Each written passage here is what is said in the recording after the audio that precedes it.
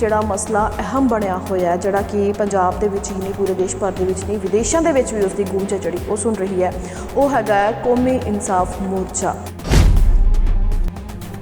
ਇਸ ਮੋਰਚੇ ਦੇ ਵਿੱਚ ਬਹੁਤ ਕੁਝ ਖਾਸ ਹੈ ਜਿਹੜਾ ਉਹ ਚੱਲ ਰਿਹਾ। ਪਿਛਲੇ ਦਿਨਾਂ ਦੇ ਵਿੱਚ ਗਲੋਬਲ ਪੰਜਾਬ ਦੀ ਸਕਰੀਨ ਤੇ ਤੁਸੀਂ ਬਹੁਤ ਸਾਰੀਆਂ ਐਸੀਆਂ ਤਸਵੀਰਾਂ ਵੇਖੀਆਂ ਹੋਣਗੀਆਂ ਕਿ ਆਪਸ ਦੇ ਵਿੱਚ ਝੜਪਾਂ ਵੀ ਹੋਈਆਂ, इंसाफ लैण दे लई गुहार लाई जा रही है, तो फिर उन्हां दे मूँह बंद करवाउण दी कोशिश लगातार क्यों? वो मुख्यमंत्री तक अपील करन दे लई पहुंच रहे सीगे, पर उत्थे भी उन्हां दे नाल गलबात नहीं मिल रही। वो भी जॉब करके ही मेन बॉर्डर तो वापस आ जाते ने। की होएगा आने वाले दिनों के विच, या हुण की कुछ खास चल रहा है, या किहड़ी ओह गतिविधियां ने जो कौमी इंसाफ मोर्चे दे विच लगातार चल रही ने, जिस दे जरिए बाकी सूबियां दे विचों भी लोग आके इस मोर्चे दे विच शमूलियत कर रहे हैं। पिछले किन्ने साल निकल गए, कोई ना तो इंसाफ नहीं है। इस तरीके जो इशू जोड़े शामिल किए गए, ये भी है कि गुरु ग्रंथ साहब जोड़े स्वरूप जिन्हों का पता नहीं लग रहा, लापता किधर गए, ਉਹਦੀ पड़ताल करने की भी ये जी गल कही गई है कि सामने आना चाहिए कि आखिर होया की है। बंदी सिंह की रिहाई को लैके काफ़ी मामला भखिया हुआ है, क्योंकि गुरु ग्रंथ साहब की बेअदबी के मुद्दे पर वक्रे तौर पर जांच चल रही है। सिटां, पुलिस, गवाहियां, अदालतां बहुत कुछ है। मैं कहांगा कि मंगता काफ़ी देर तो देखो ये कोई नहीं कि भी पहली बार ये गल उठी है। श्रोमणी गुरुद्वारा प्रबंधक कमेटी वालों बकायदा मता पास करके गल कही गई है कि भी बंदी सिंह की रिहाई लिए 10 लाख तो उपर जोड़े है दस्तखत करवा के राष्ट्रपति जोड़ा सरकार केंद्र की सरकार देंगे कि बंदी सिंह की रिहाई होनी चाहिए है। पर जिथे तक सवाल है SGPC का, वो बहुत वड्डी गल है। ਹੁਣ ਬੰਦੀ ਸਿੰਘਾਂ ਦੀ ਰਿਹਾਈ ਦੇ ਮੁੱਦੇ ਦੀ ਜਦੋਂ ਆਪਾਂ ਗੱਲ ਕਰਦੇ ਨੇ, ਸਿੱਖ ਜਥੇਬੰਦੀਆਂ ਇਸ ਦੇ ਕੌਮੀ ਇਨਸਾਫ ਮੋਰਚੇ ਦੇ ਤੁਸੀਂ ਜ਼ਿਕਰ ਕਰ ਰਹੇ ਹੋ, ਇਹਦੇ ਲਈ ਲੜਾਈ ਲੜ ਰਹੀਆਂ ਇਸ ਬੈਨਰ ਦੇ ਹੇਠਾਂ, ਤੇ ਉਹਨਾਂ ਲਈ ਵੀ ਬਹੁਤ ਵੱਡਾ ਮਾਮਲਾ ਹੈ।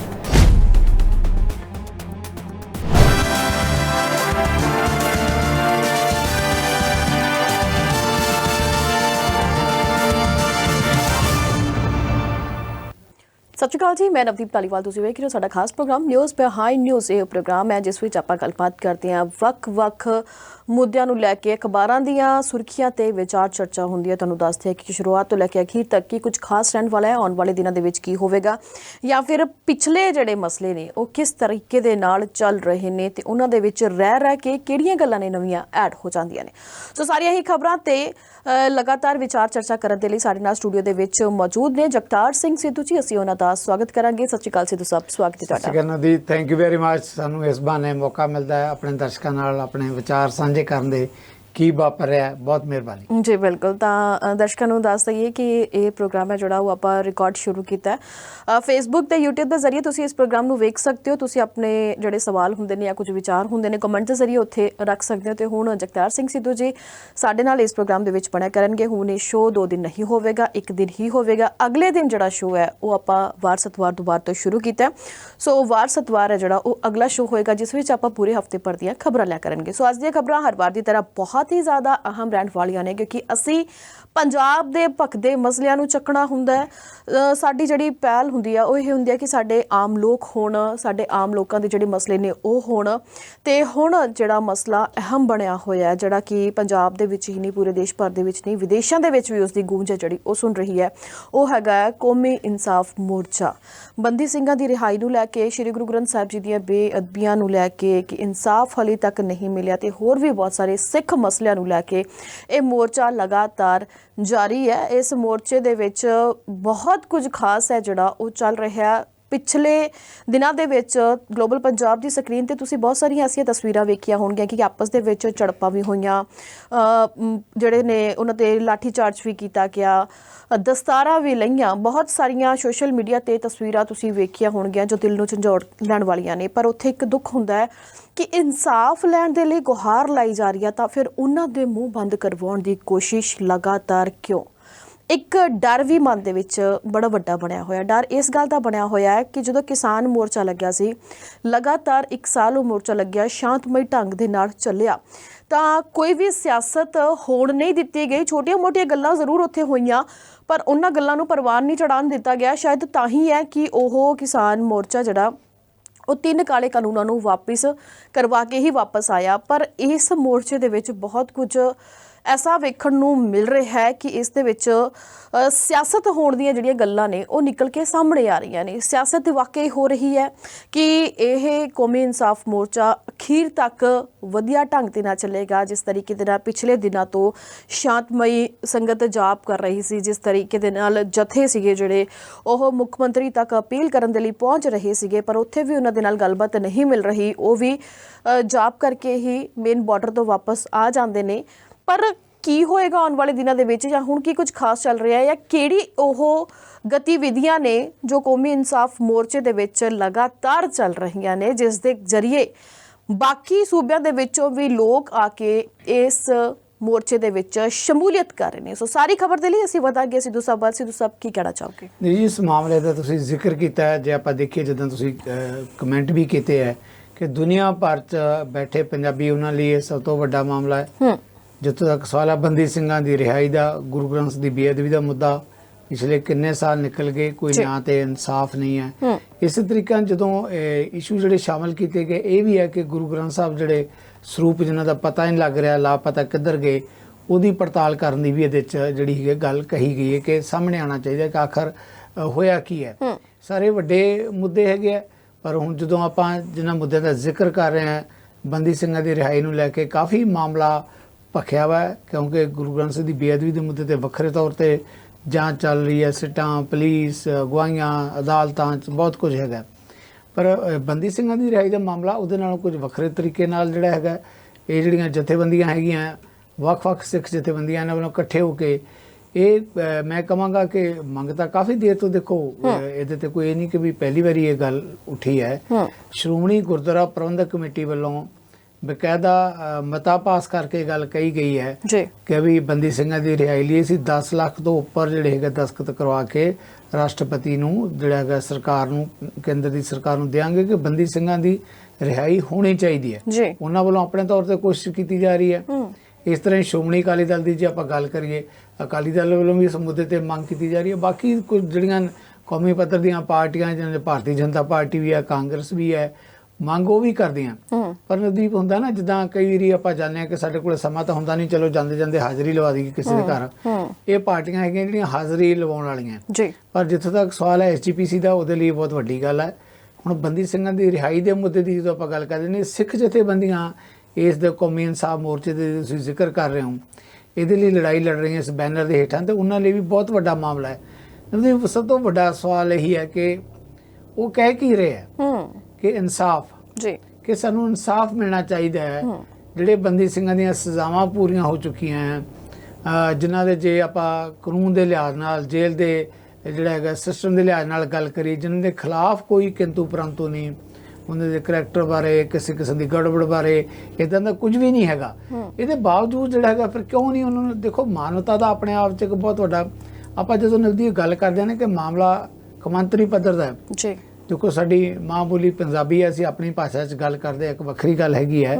ਪਰ ਜੇ ਆਪਾਂ ਗੱਲ ਕਰੀਏ ਤਾਂ ਇਹ ਦੁਨੀਆ ਦੀ ਹਰ ਮਾਨਵਤਾ ਪਸੰਦ ਜਿਹੜੀ ਹੈਗੀ ਕੌਮ ਹੈਗੀ ਹੈ, ਭਾਈਚਾਰਾ ਹੈਗਾ, ਆਰਗੇਨਾਈਜੇਸ਼ਨਸ ਹੈਗੀਆਂ, ਉਹਨਾਂ ਨਾਲ ਜੁੜਿਆ ਵਾ ਮੁੱਦਾ ਹੈਗਾ ਕਿ ਆਖਰ ਕਿਸ ਗੱਲ ਦੀ ਸਜ਼ਾ ਜਿਹੜੇ ਲੋਕ 30-30, 35-35 ਸਾਲਾਂ ਤੋਂ ਜੇਲ੍ਹਾਂ 'ਚ ਬੈਠੇ ਹੈ, ਉਹਨਾਂ 'ਚੋਂ ਕਈਆਂ ਦੀ ਸਿਹਤ ਦੀ ਹਾਲਤ ਮਾੜੀ ਹੈ, ਸਿਹਤ ਦੀ ਹਾਲਤ ਖਰਾਬ ਹੋ ਚੁੱਕੀ ਹੈ, ਕਈਆਂ ਦੇ ਦਿਮਾਗੀ ਤਵਾਜ਼ਨ ਦੀਆਂ ਸਮੱਸਿਆਵਾਂ ਹੈਗੀਆਂ, ਸਿਹਤ ਦੇ ਹੈਲਥ ਦੀਆਂ ਵੱਖਰੇ ਤੌਰ ਤੇ ਸਮੱਸਿਆਵਾਂ ਹੈਗੀਆਂ।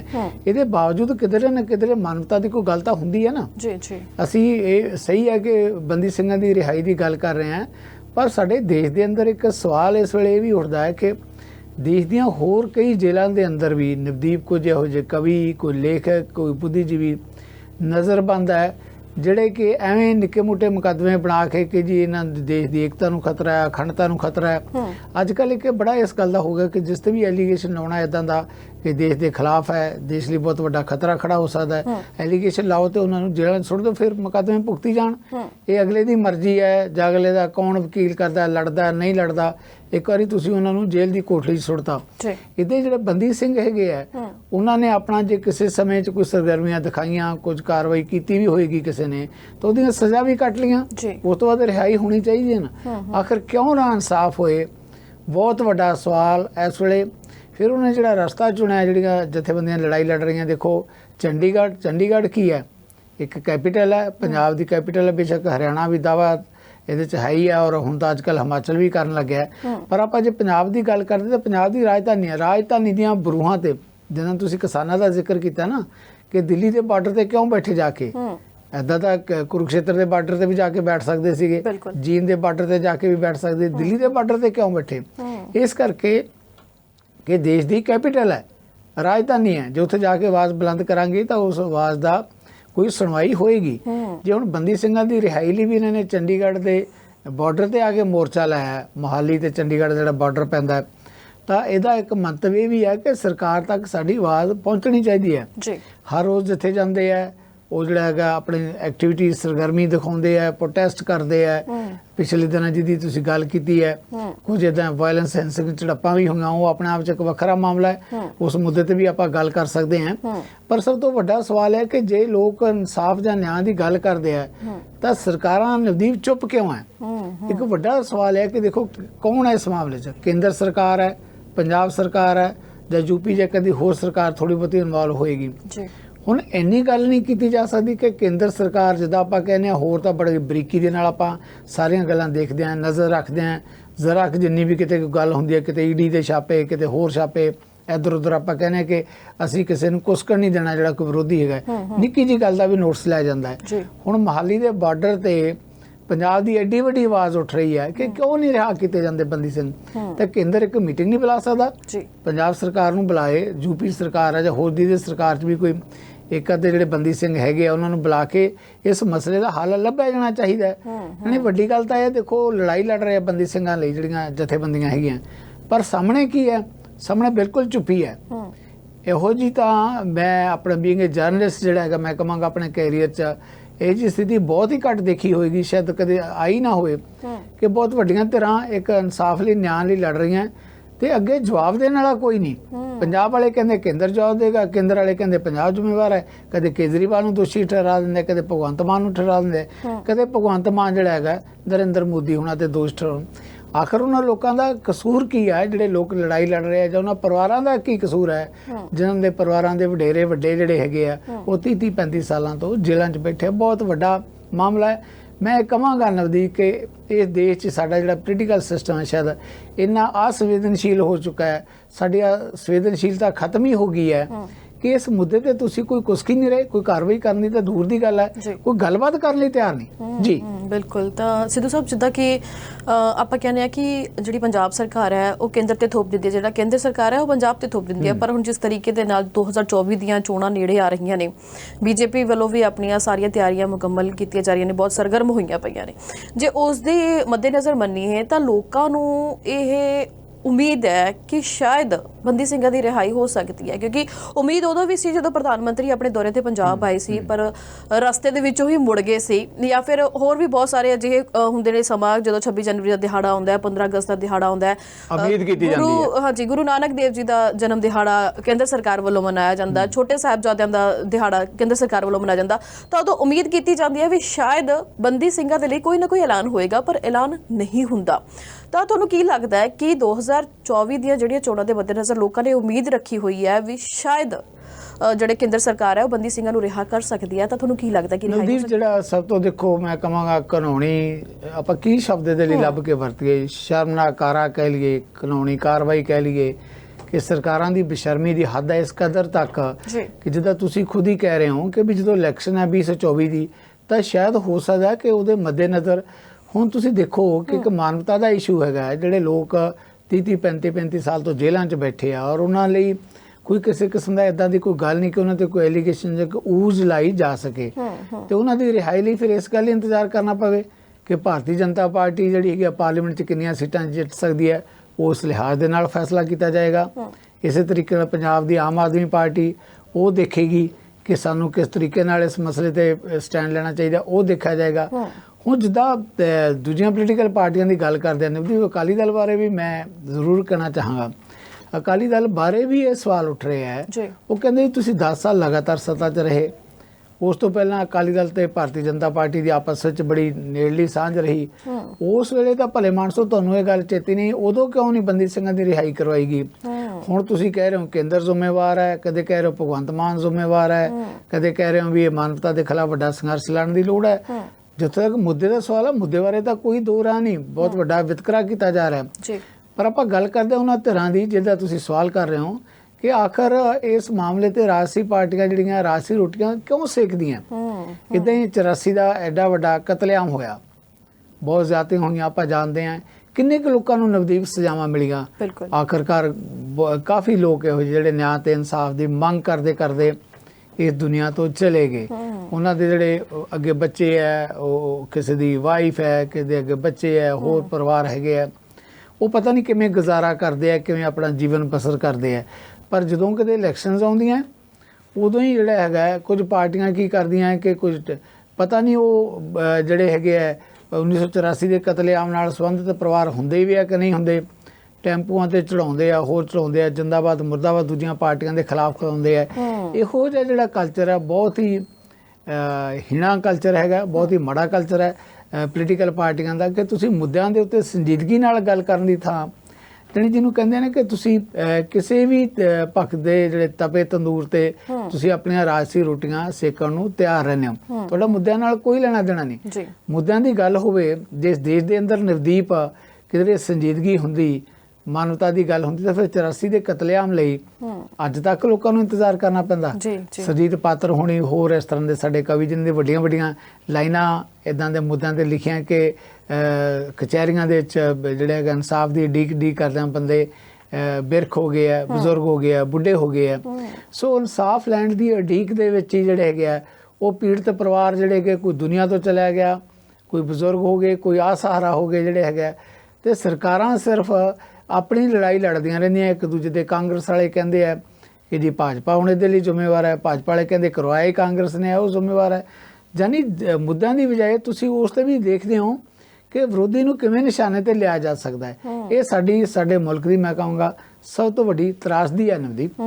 ਜੀ, ਤਾਂ ਸਿੱਧੂ ਸਾਹਿਬ ਜਿਵੇਂ ਤੁਸੀਂ ਕਿਹਾ ਕਿ ਜਿਹੜੀਆਂ ਸਰਕਾਰਾਂ ਨੇ ਉਹਨਾਂ ਨੂੰ ਇਹਨਾਂ ਮੁੱਦਿਆਂ ਦੇ ਨਾਲ, ਇਹਨਾਂ ਮਸਲਿਆਂ ਦੇ ਨਾਲ ਕੋਈ ਪਰਵਾਹ ਨਹੀਂ ਹੁੰਦੀ। ਜਦੋਂ ਇਲੈਕਸ਼ਨ ਨੇੜੇ ਆਉਂਦੀਆਂ ਨੇ ਉਦੋਂ ਹੀ ਇਹ ਮਸਲੇ ਚੱਕਦੇ ਨੇ। ਪਰ ਦਾਦ ਦੇਣੀ ਬਣਦੀ ਉਹਨਾਂ ਪੰਜਾਬੀਆਂ ਦੀ ਜਿਹੜੇ 7 ਸਮੁੰਦਰ ਪਾਰ ਬੈਠੇ ਨੇ ਕਿ ਕੋਈ ਵੀ ਮੋਰਚਾ ਲਾਇਆ ਜਾਂਦਾ, ਕਿਤੇ ਵੀ ਪੰਜਾਬ ਦੇ ਵਿੱਚ ਭੀੜ ਪੈਂਦੀ ਹੈ ਤਾਂ 7 ਸਮੁੰਦਰ ਪਾਰ ਜਿੰਨੇ ਵੀ ਦੇਸ਼ ਨੇ, ਭਾਵੇਂ ਆਸਟ੍ਰੇਲੀਆ ਹੋਵੇ, ਕੈਨੇਡਾ ਹੋਵੇ, ਅਮਰੀਕਾ ਹੋਵੇ, ਇੰਗਲੈਂਡ ਹੋਵੇ, ਜਿੱਥੇ ਵੀ ਸਾਡੇ ਪੰਜਾਬੀ ਵਸਦੇ ਨੇ ਉਹ ਆਪਣੇ ਪੰਜਾਬੀਆਂ ਦੇ ਨਾਲ ਆ ਕੇ ਖੜ ਜਾਂਦੇ ਨੇ। ਉਹ ਕਹਿੰਦੇ ਨੇ ਕਿ ਤੁਸੀਂ ਮਸਲਾ ਚੱਕੋ, ਤੁਸੀਂ ਮੁੱਦਾ ਚੱਕੋ, ਅੱਗੇ ਵਧੋ, ਅਸੀਂ ਤੁਹਾਡੇ ਨਾਲ ਆ। ਸੋ ਇਹੀ ਕੁਝ ਹੋ ਰਿਹਾ ਹੈ ਜਿਹੜਾ ਹੈਗਾ ਕੌਮੀ ਇਨਸਾਫ ਮੋਰਚੇ ਨੂੰ ਲੈ ਕੇ। ਤਾਂ ਸਿੱਧੂ ਸਾਹਿਬ ਜਿਹੜੀ ਖਬਰ ਹੈ ਉਹ ਇਹ ਹੈ ਕਿ ਆਸਟ੍ਰੇਲੀਆ ਦੇ ਵਿੱਚ ਸਾਰੇ ਗੁਰੂ ਘਰਾਂ ਦੀਆਂ ਕਮੇਟੀਆਂ ਨੇ ਇਹ ਫੈਸਲਾ ਲਿਆ ਕਿ ਸਾਰੀ ਸਿੱਖ ਕਮਿਊਨਿਟੀ ਇਕੱਠੀ ਹੋਵੇ ਤੇ ਉਹਨਾਂ ਨੇ ਕੌਮੀ ਇਨਸਾਫ ਮੋਰਚੇ ਦੇ ਲਈ ਕੁਝ ਐਲਾਨ ਵੀ ਕਰਨੇ ਤੇ ਉਹਨਾਂ ਦੇ ਸਾਥ ਦੇਣ ਦੀ ਗੱਲ ਵੀ ਕੀਤੀ ਗਈ ਹੈ। ਉਹਨਾਂ ਨੇ ਕਿਹਾ ਕਿ ਜਿਹੜਾ ਛੁੱਟੀ ਦਾ ਦਿਨ ਹੋਵੇਗਾ ਤਾਂ ਉਹ ਇੱਕ ਦਿਨ ਲਿਆ ਜਾਵੇਗਾ ਤਾਂ ਆਪਾਂ ਸਾਰੇ ਉਵੇਂ ਤਰ੍ਹਾਂ ਹੀ ਬੈਠ ਕੇ ਸ਼ਾਂਤਮਈ ਢੰਗ ਦੇ ਨਾਲ ਧਰਨਾ ਪ੍ਰਦਰਸ਼ਨ ਜਿਹੜਾ ਉਹ ਕਰਾਂਗੇ। ਦੇਖੋ ਜਿਹੜੀ ਪੀੜ ਹੈਗੀ ਹੈ, ਜਿੱਦਾਂ ਆਪਾਂ ਜ਼ਿਕਰ ਕੀਤਾ ਹੈ, ਚਾਹੇ ਆਸਟ੍ਰੇਲੀਆ ਦੀ ਗੱਲ ਕਰ ਲਈਏ, ਕੈਨੇਡਾ ਦੀ ਗੱਲ ਕਰ ਲਈਏ, ਜਾਂ ਹੋਰ ਵੀ ਕਿਸੇ ਮੁਲਕ ਦੀ ਜਿੱਥੇ ਪੰਜਾਬੀ ਸਿੱਖ ਭਾਈਚਾਰਾ ਬੈਠਾ ਹੈ, ਉਹਨਾਂ ਨੂੰ ਪੀੜ ਤਾਂ ਬਰਾਬਰ ਦੀ ਹੈ। ਸੋ ਇਸ ਕਰਕੇ ਵੱਖ-ਵੱਖ ਦੁਨੀਆ ਦੇ ਹਿੱਸਿਆਂ 'ਚ ਜਿੱਥੇ ਵੀ ਸਾਡਾ ਭਾਈਚਾਰਾ, ਪੰਜਾਬੀ ਭਾਈਚਾਰਾ ਬੈਠਾ ਹੈ, ਸਿੱਖ ਭਾਈਚਾਰਾ ਬੈਠਾ ਹੈ, ਉਹਨਾਂ ਲਈ ਸਭ ਤੋਂ ਵੱਡਾ ਮੁੱਦਾ, ਸਭ ਤੋਂ ਵੱਡੀ ਪੀੜਾ ਦੇਣ ਵਾਲਾ ਮੁੱਦਾ ਹੈ ਇਸ ਮਾਮਲੇ ਤੇ। ਇਸ ਕਰਕੇ ਸੁਭਾਵਿਕ ਹੈ ਉਹਨਾਂ ਵੱਲੋਂ ਮੀਟਿੰਗਾਂ ਕਰਨੀਆਂ, ਪ੍ਰੋਟੈਸਟ ਕਰਨੇ। ਫਿਰ ਇਹਦੀ ਅੱਗੇ ਗਾਂ ਦੇਖੋ ਕਿ ਇਹਦੇ ਪ੍ਰਤੀਕਰਮ ਕੀ ਹੁੰਦੇ ਆ। ਜੇ ਦੂਜੇ ਦੇਸ਼ਾਂ ਦੇ ਚੋਂ ਇੱਦਾਂ ਦੇ ਸਵਾਲ ਉਠਾਏ ਜਾਂਦੇ ਆ ਤਾਂ ਸਾਡੀ ਸਰਕਾਰ ਇਹਨਾਂ ਮੁੱਦਿਆਂ ਤੇ ਬੜੀ ਸੰਵੇਦਨਸ਼ੀਲ ਹੈ। ਉਹ ਇਹ ਵੀ ਕਹਿ ਸਕਦੀ ਹੈ ਕਿ ਦੇਖੋ ਜੀ ਸਾਡੇ ਅੰਦਰੂਨੀ ਮਾਮਲਿਆਂ 'ਚ ਦਖਲ ਦਿੱਤਾ ਜਾਂਦਾ ਹੈ। ਆਸਟ੍ਰੇਲੀਆ ਵਾਲੇ ਕਿਉਂ ਗੱਲ ਕਰਦੇ ਆ ਪੰਜਾਬ ਦੀ, ਆਸਟ੍ਰੇਲੀਆ ਵਾਲੇ ਕਿਉਂ ਗੱਲ ਕਰਦੇ ਆ ਬੰਦੀ ਸਿੰਘਾਂ ਦੀ। ਜਾਣੀ ਜੇ ਕੋਈ ਤੁਹਾਡੇ ਲਈ ਹਾਂ ਦਾ ਨਾਰਾ ਮਾਰੇ, ਤੁਹਾਡੇ ਹੱਕ 'ਚ ਬੋਲੇ, ਤਾਂ ਤੁਸੀਂ ਕਹਿੰਦੇ ਹੋ ਕਿ ਜਿਹੜਾ ਹੈਗਾ ਇਸ ਸਿਸਟਮ ਦੀ ਉਲੰਘਣਾ ਹੈਗੀ ਹੈ, ਸਾਡੇ ਅੰਦਰੂਨੀ ਮਾਮਲਿਆਂ 'ਚ ਦਖਲ ਹੈ। ਤੇ ਤੁਸੀਂ ਆਪਣੇ ਅੰਦਰੂਨੀ ਮਾਮਲਿਆਂ ਨੂੰ ਆਪ ਹੀ ਦਰੁਸਤ ਕਿਉਂ ਨਹੀਂ ਕਰ ਲੈਂਦੇ? ਕਿਉਂ ਇਹ ਆਵਾਜ਼ਾਂ ਉਠਾਉਣ ਦੀ ਜ਼ਰੂਰਤ ਪਵੇ ਕਿਸੇ ਨੂੰ?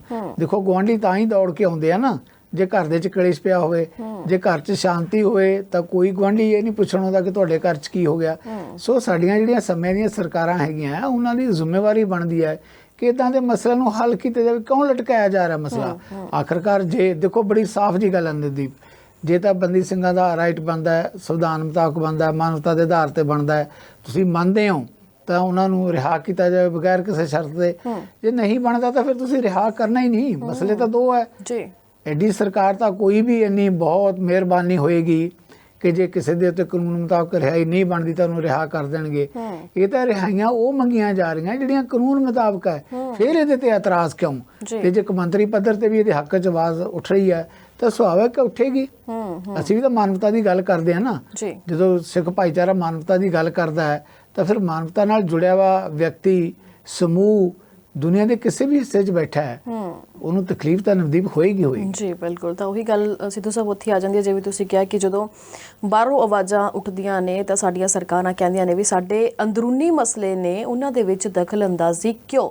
ਤਾਂ ਮਸਲੇ ਐਸੇ ਬਹੁਤ ਨੇ ਜਿਨ੍ਹਾਂ ਦੀਆਂ ਬਾਹਰੋਂ ਆਵਾਜ਼ਾਂ ਉੱਠੀਆਂ ਨੇ। ਬੇਸ਼ੱਕ ਉਹ ਅਡਾਨੀ ਗਰੁੱਪ ਦੇ ਮਾਲਕ ਨੇ ਜਿਹੜੇ ਗੌਤਮ ਅਡਾਨੀ ਦੇ ਮਸਲੇ ਨੂੰ ਲੈ ਕੇ ਹੋਵੇ ਕਿ ਕਿਸ ਤਰੀਕੇ ਦੇ ਨਾਲ ਉਹਨਾਂ ਨੇ ਕਾਲਾ ਧਨ ਲਿਜਾ ਕੇ ਚਿੱਟਾ ਕਰਕੇ ਵਾਪਸ ਲੈ ਕੇ ਆਏ, ਕਿਵੇਂ ਉਹਨਾਂ ਨੇ ਐਸੀ ਮਧਾਣੀ ਕਮਾਈ ਕਿ ਸਾਰਾ ਭਾਰਤ ਦਾ ਪੈਸਾ ਉਹ ਖਾ ਗਏ ਤੇ ਸਭ ਕੁਝ ਆਪਣਾ ਬਣਾ ਗਏ। ਤੇ ਹੁਣ ਭਾਰਤ ਦੇ ਪ੍ਰਧਾਨ ਮੰਤਰੀ ਨਰਿੰਦਰ ਮੋਦੀ ਦੀ ਆਖਿਰਕਾਰ ਉਸ ਦੇ ਵਿੱਚ ਕਿੰਨੀ ਕੁ ਜ਼ਿਆਦਾ ਸ਼ਮੂਲੀਅਤ ਹੈ ਕਿ ਉਹਨਾਂ ਨੂੰ ਸਾਰੀਆਂ ਪਾਰਟੀਆਂ ਦੇ ਨੇਤਾਵਾਂ ਦੇ ਵਿੱਚ ਖੜ ਕੇ ਇਹ ਗੱਲ ਕਹਿਣੀ ਪੈ ਗਈ ਕਿ ਜਿਹੜਾ ਕਮਲ ਹੈ ਉਹ ਤਾਂ ਚਿੱਕੜ ਦੇ ਵਿੱਚ ਹੀ ਖਿਲਦਾ ਹੈ। ਸਿੱਧੂ ਸਾਹਿਬ ਕੀ ਕਹਿਣਾ ਚਾਹੋਗੇ? ਪ੍ਰਧਾਨ ਮੰਤਰੀ ਦਾ ਇੱਕ ਕਮੈਂਟ ਬਹੁਤ ਹੀ ਦਿਲਚਸਪ ਹੈ। ਪਾਰਲੀਮੈਂਟ ਸੈਸ਼ਨ ਦੇ 'ਚ ਉਹਨਾਂ ਵੱਲੋਂ ਜਦੋਂ ਆਪਾਂ ਗੱਲ ਕਰਦੇ ਹਾਂ ਬਜਟ ਜਿਹੜਾ ਪੇਸ਼ ਕੀਤਾ ਗਿਆ ਸੀ, ਪ੍ਰਧਾਨ ਮੰਤਰੀ ਵੀ ਉਸ ਮਾਮਲੇ ਤੇ ਆਪਣੀ ਗੱਲ ਕਹਿੰਦੇ ਆ, ਜੋ ਸਾਰੇ ਬੋਲਦੇ ਆ। ਤਾਂ ਪ੍ਰਧਾਨ ਮੰਤਰੀ ਨੇ ਇਸ ਮੁੱਦੇ ਤੇ ਕਿਹਾ ਵੀ ਜਿਹੜਾ ਵਿਰੋਧੀ ਪਾਰਟੀਆਂ ਖਾਸ ਤੌਰ ਤੇ ਉਹਨਾਂ ਦਾ ਭਾਵ ਹੈ ਕਿ ਕਾਂਗਰਸ ਹੈ, ਦੂਜੀਆਂ ਤਰ੍ਹਾਂ ਹੈਗੀਆਂ, ਜਦੋਂ ਕਹਿੰਦੇ ਇਦਾਂ ਦਾ ਚਿੱਕੜ ਸਾਡੇ ਤੇ ਸੁੱਟਦੀਆਂ ਤਾਂ ਕਿਉਂਕਿ ਕਮਲ ਦਾ ਸੰਬੰਧ ਹੈਗਾ ਨਾ ਕਿ ਕਮਲ ਚਿੱਕੜ ਦੇ ਵਿੱਚ ਵੀ ਕਹਿੰਦੇ ਕਿ ਖਿਲਦਾ ਹੈ ਤਾਂ ਉਹ ਖਿਲੇਗਾ ਹੀ ਖਿਲੇਗਾ। ਹੁਣ ਬੜਾ ਅਜੀਬ ਜਿਹਾ ਇਹ ਉਹਨਾਂ ਦਾ ਬਿਆਨ ਹੈਗਾ ਕਿ ਕਮਲ ਖਿਲਾਉਣ ਦੇ ਲਈ ਪਹਿਲਾਂ ਚਿੱਕੜ ਪੈਦਾ ਕਰਨਾ ਜ਼ਰੂਰੀ ਹੈਗਾ ਤਾਂ ਕਿ ਉਹਦੇ 'ਚ ਕਮਲ ਖਿਲੇ।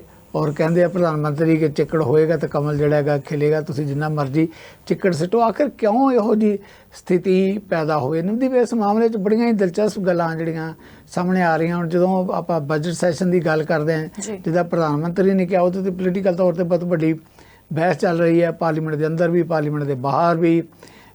ਕਾਂਗਰਸ ਪਾਰਟੀ ਦੇ ਜਿਹੜੇ ਵਿਰੋਧੀ ਧਿਰ ਦੇ ਨੇਤਾ ਹੈਗੇ ਖੜ ਗਏ ਉਹਨਾਂ ਵੱਲੋਂ, ਤੇ ਆਪਣੇ ਗੁਆਂਢੀ ਸੂਬੇ ਹਰਿਆਣਾ ਦੇ ਸੁਰਜੇਵਾਲ ਜਿਹੜਾ ਹੈਗਾ ਨੌਜਵਾਨ ਕਾਂਗਰਸ ਦਾ ਆਗੂ ਹੈਗਾ, ਉਹਨਾਂ ਸਾਂਝੇ ਤੌਰ ਤੇ ਪ੍ਰੈਸ ਕਾਨਫਰੰਸ ਕਰਕੇ ਵੀ ਇਹਨਾਂ ਮੁੱਦਿਆਂ ਤੇ ਸਵਾਲ ਉਠਾਏ ਹੈ ਕਿ ਜਿਹੜੀ ਹਾਕਮ ਤੇ ਰਹਿ ਗਈ ਹੈ ਪ੍ਰਧਾਨ ਮੰਤਰੀ ਨਰਿੰਦਰ ਮੋਦੀ, ਉਹਨਾਂ ਦੀ ਜਮਾਤ ਜਿਹੜੀ ਹੈਗੀ ਰੂਲਿੰਗ ਗਰੁੱਪ ਜਿਹੜਾ ਹੈਗਾ, ਉਹ ਕਿਉਂ ਅਡਾਨੀ ਨੂੰ ਬਚਾਉਣ ਦੀ ਕੋਸ਼ਿਸ਼ ਕਰ ਰਿਹਾ। ਸਿੱਧੇ ਤੌਰ ਤੇ ਉਹ ਕਹਿੰਦੇ ਇਸ ਮਾਮਲੇ ਦੀ ਜਿਹੜੀ ਹੈਗੀ ਜਾਂਚ ਹੋਣੀ ਚਾਹੀਦੀ ਹੈ, ਤਾਂ ਪਾਰਲੀਮੈਂਟ ਕਮੇਟੀ ਬਣੇ ਜਾਂ ਇਦਾਂ ਦੀ ਕੋਈ ਜਿਹੜੀ ਹੈਗੀ ਕਮੇਟੀ ਹੋਏ ਜਿਹੜੀ ਸੱਚ ਸਾਹਮਣੇ। ਇਹ ਫਿਰ ਸੱਚ ਲਿਆਉਣ ਦੇ ਵਿੱਚ ਕੀ ਇਤਰਾਜ਼ ਹੈ? ਇਹ ਤਾਂ ਮਾਮਲਾ ਮੰਤਰੀ ਪੱਧਰ ਦਾ ਆਪਾਂ ਜਾਣਦੇ ਹਾਂ। ਬਹੁਤ ਸਾਰੀਆਂ ਜਿਹੜੀਆਂ ਕੰਪਨੀਆਂ ਹੈਗੀਆਂ ਉਹਨਾਂ ਨੇ ਆਪਣੇ ਹੱਥ ਪਿੱਛੇ ਖਿੱਚ ਲਿਆ, ਉਹਦਾ ਸ਼ੇਅਰ ਬਾਜ਼ਾਰ ਵੀ ਮੁੱਦੇ ਮੂੰਹ ਡਿੱਗਦਾ ਰਿਹਾ, ਕਈ ਵਾਰ ਸੰਭਲਿਆ, ਫੇਰ ਜਿਹੜਾ ਹੈਗਾ ਇੱਦਾਂ ਕਈ ਮੌਕਿਆਂ ਦੇ ਉੱਤੇ ਹੇਠਾਂ ਗਿਆ। ਪਰ ਸਵਾਲ ਇਹ ਕਿ ਇਸ ਸਥਿਤੀ ਦੇ ਅੰਦਰ ਸਰਕਾਰ ਨੂੰ ਅਡਾਨੀ ਹੋਵੇ ਜਾਂ ਕੋਈ ਹੋਰ ਹੋਵੇ ਉਹਨੂੰ ਬਚਾ ਦੇ ਲਈ ਕਿਉਂ ਅੱਗੇ ਆਉਣ ਦੀ ਲੋੜ ਪਵੇ? ਕਾਂਗਰਸ ਇਹੀ ਐਲੀਗੇਸ਼ਨ ਲਾ ਰਹੀ ਹੈ ਨਾ ਕਿ ਪ੍ਰਧਾਨ ਮੰਤਰੀ ਨਰਿੰਦਰ ਮੋਦੀ ਦੇ ਮਿੱਤਰ ਹੈ। ਹੁਣ ਆਪਾਂ ਬਜਟ ਦੀ ਜਦੋਂ ਗੱਲ ਕਰ ਰਹੇ ਸੀ, ਜਿਹੜੀ ਸਾਡੀ ਵਿੱਤ ਮੰਤਰੀ ਹੈ, ਵਿੱਤ ਮੰਤਰੀ ਦਾ ਜਿਹੜਾ ਜਵਾਬ ਸੀ ਉਹ ਬੜਾ ਦਿਲਚਸਪ ਜਿਹੜਾ ਹੈਗਾ। ਉਹ ਕਹਿੰਦੇ ਦੇਖੋ ਜੀ ਇਹ ਕਾਂਗਰਸ ਵਾਲੇ ਇਦਾਂ ਦੀਆਂ ਗੱਲਾਂ ਕਰਦੇ ਆ, ਇਹ ਕਾਂਗਰਸ ਦੇ ਰਾਜ 'ਚ ਤਾਂ ਹੁੰਦਾ ਰਿਹਾ ਕਿ ਜੀਜਿਆਂ ਤੇ ਭਤੀਜਿਆਂ ਦੀ ਜਿਹੜੀ ਹੈਗੀ ਹੈ ਗੱਲ ਕੀਤੀ ਜਾਂਦੀ ਹੈ। ਕਹਿੰਦੇ ਅਸੀਂ ਤਾਂ ਸਭ ਦਾ ਸਾਥ ਦਿੰਦੇ ਹਾਂ, ਸਭ ਦੇ ਵਿਕਾਸ ਦੀ ਗੱਲ ਕਰਦੇ ਹਾਂ, ਕਿਉਂਕਿ ਬਜਟ ਦੇ ਵਿੱਚ ਨਵਦੀਪ 35,000 ਕਰੋੜ ਰੁਪਇਆ ਜਿਹੜਾ ਹੈਗਾ ਗ੍ਰੀਨ ਤੇ ਕਲੀਨ ਊਰਜਾ ਦੇ ਲਈ ਰੱਖਿਆ ਗਿਆ। ਹੁਣ ਗ੍ਰੀਨ ਤੇ ਕਲੀਨ ਊਰਜਾ ਦੀ ਜਦੋਂ ਆਪਾਂ ਗੱਲ ਕਰਦੇ ਹਾਂ, ਇਹਦੇ 'ਚ ਸਭ ਤੋਂ ਵੱਡਾ ਜਿਹੜੀ ਇਨਵੈਸਟਮੈਂਟ ਹੈ ਉਹ ਅਡਾਨੀ ਗਰੁੱਪ ਵੱਲੋਂ ਲੱਗ ਰਹੀ ਹੈ। ਜਦੋਂ ਅਡਾਨੀ ਗਰੁੱਪ ਵੱਲੋਂ ਲੱਗ ਰਹੀ ਹੈ ਤਾਂ ਵਿਰੋਧੀ ਤਰ੍ਹਾਂ ਕਹਿ ਰਹੀਆਂ ਕਿ ਜਨਾਬ ਇਹ ਜਿਹੜਾ 35,000 ਕਰੋੜ ਹੈ ਇਹ ਹੁਣ ਤੁਸੀਂ ਅਡਾਨੀ ਨੂੰ ਉੱਪਰ ਚੁੱਕਣ ਦੇ ਲਈ ਰੱਖਿਆ। ਤਾਂ ਉਹਦੇ ਜਵਾਬ ਦੇ ਵਿੱਚ ਜਿਹੜਾ ਵਿੱਤ ਮੰਤਰੀ ਇਹ ਕਹਿ ਰਹੀ ਹੈ ਕਿ ਤੁਹਾਡੇ ਰਾਜ ਵੇਲੇ ਹੁੰਦੀਆਂ ਇਹੋ ਜਿਹੀਆਂ ਗੱਲਾਂ ਭਤੀਜਿਆਂ ਨੂੰ ਤੇ ਜੀਜਿਆਂ ਨੂੰ ਜਿਹੜਾ ਹੈਗਾ ਬਚਾਉਣ ਦੇ ਲਈ, ਅਸੀਂ ਨਹੀਂ ਜਾਣੀ ਇਹੋ ਜਿਹੀਆਂ ਕੋਈ ਗੱਲਾਂ ਕਰਦੇ। ਜਾਣੀ ਇੱਕ ਜੁਮਲੇਬਾਜ਼ੀ ਜਿਹੜੀ ਹੈਗੀ ਹੈ ਜਾਂ ਇੱਦਾਂ ਦੀਆਂ ਗੱਲਾਂ, ਪ੍ਰਧਾਨ ਮੰਤਰੀ ਦਾ ਇਹ ਕਹਿਣਾ, ਦੇਖੋ ਕਿੱਧਰਲੀ ਗੱਲ ਹੁੰਦੀ ਹੈ, ਕਿੱਧਰ ਨੂੰ ਜਾ ਕੇ ਸਿਚੁਏਸ਼ਨ ਨੂੰ ਟਰਨ ਦੇਣ ਦੀ ਕੋਸ਼ਿਸ਼ ਕਰਦੇ ਆ ਤਾਂ ਕਿ ਸਹੀ ਮੁੱਦਿਆਂ ਤੇ ਸਹੀ ਗੱਲ ਨਾ ਕੀਤੀ ਜਾ ਸਕੇ। ਪ੍ਰਧਾਨ ਮੰਤਰੀ ਕਹਿ ਰਿਹਾ ਦੇਖੋ ਜੀ ਜੇ ਕਾਂਗਰਸ ਇੰਨੀ ਹੈਗੀ ਹੈ, ਜਵਾਹਰ ਨਹਿਰੂ ਦੀ ਗੱਲ ਕਰਦੇ ਤਾਂ ਅੱਗੇ ਕਹਿੰਦੇ ਜਿਹੜਾ ਇਹ ਗਾਂਧੀ ਪਰਿਵਾਰ ਹੈਗਾ ਰਾਹੁਲ ਗਾਂਧੀ ਹੈ, ਪ੍ਰਿੰਕਾ ਗਾਂਧੀ ਹੈ, ਇਹ ਆਪਣੇ ਪਿੱਛੇ ਕਹਿੰਦੇ ਨਹਿਰੂ ਕਿਉਂ ਨਹੀਂ ਲਾਉਂਦੇ। ਅੱਜ ਹੁਣ ਕਾਂਗਰਸ ਨੇ ਜਵਾਬ ਦਿੱਤਾ ਹੈ, ਕਹਿੰਦੇ ਜੀ ਜਿਹੜਾ ਨਰਿੰਦਰ ਮੋਦੀ ਹੈ ਉਹਨੂੰ ਲੱਗਦਾ ਕਿ ਹਿੰਦੁਸਤਾਨ ਦਾ ਜਿਹੜਾ ਸੱਭਿਆਚਾਰ ਹੈ ਉਹਦੀ ਸਮਝ ਹੀ ਨਹੀਂ ਹੈ। ਕਦੇ ਵੀ ਕਹਿੰਦੇ ਜਿਹੜਾ ਨਾਨਕਾ ਹੁੰਦਾ, ਨਾਨਕੇ ਖਾਨਦਾਨ ਦਾ ਜਿਹੜਾ ਅੱਗੇ ਜਿਹੜਾ ਸਰਨੇਮ ਹੁੰਦਾ ਹੈ, ਨਹਿਰੂ ਆ ਜਾਂ ਹੋਰ ਜਿਵੇਂ ਆਪਾਂ ਪੰਜਾਬ 'ਚ ਕਹਿੰਦੇ ਨੇ ਕੋਈ ਸਿੱਧੂ ਆ, ਕੋਈ ਗਿੱਲ ਹੈ, ਕੋਈ ਹੋਰ ਹੈ, ਉਹ ਜਾ ਕੇ ਜਿਹੜਾ ਹੈਗਾ ਦੂਜੇ ਲੜਕੀ ਵਾਲੇ ਘਰ 'ਚ ਜਾ ਕੇ ਉਹ ਨਹੀਂ ਲੱਗਦਾ, ਉੱਥੋਂ ਦੇ ਆਪਣੇ ਨਾਂ ਰੱਖੇ ਜਾਂਦੇ ਆ। ਕਹਿੰਦੇ ਕਿਉਂ ਲਾਉਣਗੇ ਉਹ ਨਹਿਰੂ ਆਪਣੇ ਨਾਂ ਨਾਲ, ਰਾਹੁਲ ਗਾਂਧੀ ਕਿਉਂ ਨਹੀਂ? ਮਤਲਬ ਕਿ ਜੋ ਸਹੀ ਇਸ਼ੂ ਹੈ, ਸਹੀ ਇਸ਼ੂ ਤੇ ਲੜਨ ਦੀ ਬਜਾਏ ਗੱਲ ਹੋ ਰਹੀ ਹੈ ਕਿ ਨਹਿਰੂ ਦਾ ਨਾਂ ਕਿਉਂ ਨਹੀਂ ਲੱਗ ਰਿਹਾ। ਗੱਲ ਇਹ ਹੋ ਰਹੀ ਹੈ ਕਿ ਜੀ ਕਮਲ ਦਾ ਫੁੱਲ ਜਿਹੜਾ ਕਿਚੜ ਦੇ ਵਿੱਚ ਵੀ ਖਿਲਦਾ ਹੈ। ਵਿੱਤ ਮੰਤਰੀ ਇਹ ਕਹਿ ਰਹੇ ਆ ਕਿ ਜੀ ਅਸੀਂ ਭਤੀਜਾਵਾਦ ਤੇ ਜੀਜਾਵਾਦ ਨੂੰ ਬਚਾਉਣ, ਜਿਹੜੇ ਕਟਾਕਸ ਜ਼ਰੂਰ ਕੀਤੇ ਜਾਂਦੇ ਆ, ਪਰ ਜੋ ਸਹੀ ਮੁੱਦਾ ਹੈਗਾ ਜਾਣੀ ਜਵਾਬ ਤਾਂ ਮੰਗਿਆ ਜਾਏਗਾ ਨਾ ਕਿ ਤੁਸੀਂ 35,000 ਕਰੋੜ ਜਿਹੜਾ ਹੈਗਾ ਗ੍ਰੀਨ ਤੇ ਕਲੀਨ ਊਰਜਾ ਦੇ ਲਈ ਰੱਖਿਆ ਹੈ, ਜਿਹਦੇ 'ਚ ਅਡਾਨੀ ਦੇ ਬਹੁਤ ਵੱਡਾ ਹਿੱਸਾ ਉਹਦੇ 'ਚ ਇਨਵੈਸਟਮੈਂਟ 'ਚ ਆਉਣਾ ਹੈ, ਤਾਂ ਫਿਰ ਜਵਾਬ ਕਿਉਂ ਨਹੀਂ ਮੰਗੇ ਜਾਣਗੇ? ਸੋ ਇਸ ਕਰਕੇ ਇੱਕ ਮੰਤਰੀ ਪੱਧਰ ਤੇ ਕੌਮੀ ਪੱਧਰ ਤੇ ਇਸ ਵੇਲੇ ਮੈਂ ਸਮਝਦਾ ਕਿ ਸਰਕਾਰ ਵੱਡੀ ਉਲਝਣ ਦੇ ਵਿੱਚ ਫਸੀ ਵੀ ਹੈ। ਪਰ ਕਿਉਂਕਿ ਪ੍ਰਧਾਨ ਮੰਤਰੀ ਨਰਿੰਦਰ ਮੋਦੀ ਕਹਿੰਦਾ ਕਿ ਸਾਰਾ ਦੇਸ਼ ਮੇਰੇ ਨਾਲ ਹੈ, ਆਪਣੇ ਆਪ ਨੂੰ ਬਹੁਤ ਤਾਕਤਵਰ ਆਗੂ ਮੰਨਦਾ ਹੈ, ਉਹ ਕਹਿੰਦਾ ਕਿ ਮੈਂ ਹੁਣ ਵੀ ਇਹਨਾਂ ਨੂੰ ਜਿਹੜਾ ਹੈਗਾ ਉਲਟੀ ਬਾਜੀ ਦਿਖਾ ਦਿਆਂਗਾ, ਜਿਹੜਾ ਹੈਗਾ ਮੈਂ ਸਾਫ ਸੁਥਰਾ ਹੋ ਕੇ ਇਹਦੇ ਤੋਂ ਨਿਕਲਾਂਗਾ। ਕਿਉਂਕਿ ਪ੍ਰਧਾਨ ਮੰਤਰੀ ਨੂੰ ਬਹੁਤ ਭਰੋਸਾ ਹੈ। ਦੂਜੇ ਪਾਸੇ ਪੋਲੀਟੀਕਲ ਪਾਰਟੀਆਂ ਜਿਹੜੀਆਂ ਰਾਸੀ ਤਰ੍ਹਾਂ ਨਵਦੀਪ ਅਲੱਗ-ਅਲੱਗ ਵੰਡੀਆਂ ਵੀ ਹੈ, ਉਹ ਲੜਨਾ ਵੀ ਚਾਹੁੰਦੀਆਂ ਕੇਂਦਰ ਦੇ ਖਿਲਾਫ, ਇਹ ਵੀ ਚਾਹੁੰਦੇ ਆ ਕਿ ਅਗਲਾ ਪ੍ਰਧਾਨ ਮੰਤਰੀ ਸਾਡਾ ਹੋਏਗਾ, ਸਰਦਾਰੀ ਚੌਧਰ ਕਿਹਨੂੰ ਮਿਲੇਗੀ। ਸੋ ਉਹਦਾ ਫਾਇਦਾ ਜਾ ਕੇ ਕਿਧਰੇ ਨਾ ਕਿਧਰੇ ਜਿਹੜਾ ਹੈਗਾ ਅਡਾਨੀ ਹੋਵੇ, ਚਾਹੇ ਨਰਿੰਦਰ ਮੋਦੀ ਹੋਵੇ, ਚਾਹੇ ਇਹਨਾਂ ਨਾਲ ਜੁੜੀ ਕੋਈ ਹੋਰ ਜਮਾਤ ਹੋਵੇ, ਫਾਇਦਾ ਫਿਰ ਉਹੀ ਲੋਕ ਉਠਾਉਂਦੇ ਆ। ਜੀ ਬਿਲਕੁਲ, ਤੇ ਸਵਾਲ ਬਹੁਤ ਨੇ ਜੋ ਕੇਂਦਰ ਸਰਕਾਰ ਦੇ ਖਿਲਾਫ ਕੀਤੇ ਜਾ ਰਹੇ ਨੇ, ਤੇ ਹੁਣ ਉਹਨਾਂ ਦਾ ਜਵਾਬ ਕੀ ਆਉਂਦਾ ਜਾਂ ਫਿਰ ਗੱਲਾਂ ਇਸੇ ਤਰ੍ਹਾਂ ਹੀ ਗੋਲਮੋਲ ਰਹਿਣਗੀਆਂ, ਇਹ ਤਾਂ ਆਉਣ ਵਾਲਾ ਵਕਤ ਦੱਸੇਗਾ। ਪਰ ਭਾਰਤ ਦੇ ਪ੍ਰਧਾਨ ਮੰਤਰੀ ਨਰਿੰਦਰ ਮੋਦੀ ਨੂੰ ਲੈ ਕੇ ਗੱਲਬਾਤ ਹੋਈ ਕਿ ਉਹ ਕਿਸ ਤਰੀਕੇ ਦੇ ਨਾਲ ਅਡਾਨੀ ਗਰੁੱਪ ਨੂੰ ਬਚਾਉਣ ਦੀਆਂ ਗੱਲਾਂ ਕਰ ਰਹੇ ਨੇ, ਉਸੇ ਮਸਲੇ ਤੇ ਆਉਣ ਦੀ ਗੱਲ ਬਿਲਕੁਲ ਨਹੀਂ ਕਰ ਰਹੇ। ਗੱਲ ਨੂੰ ਉਲਝਾਇਆ ਜਾ ਰਿਹਾ ਹੈ ਅਤੇ ਗੱਲ ਨੂੰ ਇਹ ਕਿਹਾ ਜਾ ਰਿਹਾ ਹੈ ਕਿ ਇਹ ਤਾਂ ਜੀ ਘਰ ਦਾ ਹੀ ਮਸਲਾ ਹੈ, ਕੋਈ ਗੱਲ ਨਹੀਂ, ਸੁਲਝਾ ਲਵਾਂਗੇ। ਬਹੁਤ ਸਾਰੇ ਮਸਲੇ ਨੇ ਜਿਹੜੇ ਉਹਨਾਂ ਦੇ ਘਰ ਦੇ ਬਣ ਜਾਂਦੇ ਨੇ, ਪਰ ਉੱਥੇ ਹੀ ਜੇ ਗੱਲ ਕੀਤੀ ਜਾਵੇ ਕਿ ਉਹ ਸ਼ਕਤੀਆਂ, ਉਹ ਲੋਕ ਜੋ ਬੀਜੇਪੀ ਨੂੰ ਪ੍ਰਫੁੱਲਿਤ ਕਰਨ ਦੇ ਲਈ ਆਪਣਾ ਅਹਿਮ ਯੋਗਦਾਨ ਅਦਾ ਕਰਦੇ ਨੇ, ਉਹ ਭਾਵੇਂ ਜੇਲ੍ਹਾਂ ਦੇ ਵਿੱਚ ਬੰਦ ਹੋਣ, ਉਹਨਾਂ ਦਾ ਭਾਵੇਂ ਤਕੜਾ ਬਿਜ਼ਨਸ ਹੋਵੇ, ਉਹ ਭਾਵੇਂ ਜਿੰਨੇ ਮਰਜ਼ੀ ਕਰਮ ਕਾਂਡ ਕਰ ਲੈਣ, ਉਹ ਬਿਲਕੁਲ ਹੀ ਸਾਫ਼ ਹੋ ਕੇ ਬਾਹਰ ਆਉਂਦੇ ਨੇ। ਸੋ ਅਜਿਹਾ ਹੀ ਮਸਲਾ ਗੁਰਮੀਤ ਰਾਮ ਰਹੀਮ ਨੂੰ ਲੈ ਕੇ ਆਇਆ ਸਾਹਮਣੇ ਕਿ ਸਭ ਨੂੰ ਪਤਾ ਕਿ ਕਿਸ ਤਰੀਕੇ ਦੇ ਨਾਲ 3 ਮਹੀਨਿਆਂ ਦੇ ਅੰਦਰ ਅੰਦਰ ਉਹਨਾਂ ਨੂੰ ਪੈਰੋਲ ਦੇ ਦਿੱਤੀ ਜਾਂਦੀ ਹੈ। ਜੇਲ੍ਹ ਦੇ ਵਿੱਚ ਪਿੱਛੋਂ ਜਾਂਦੇ ਨੇ, ਪਹਿਲਾਂ ਉਹ ਪੈਰੋਲ ਤੇ ਵਾਪਸ ਆ ਜਾਂਦੇ ਨੇ।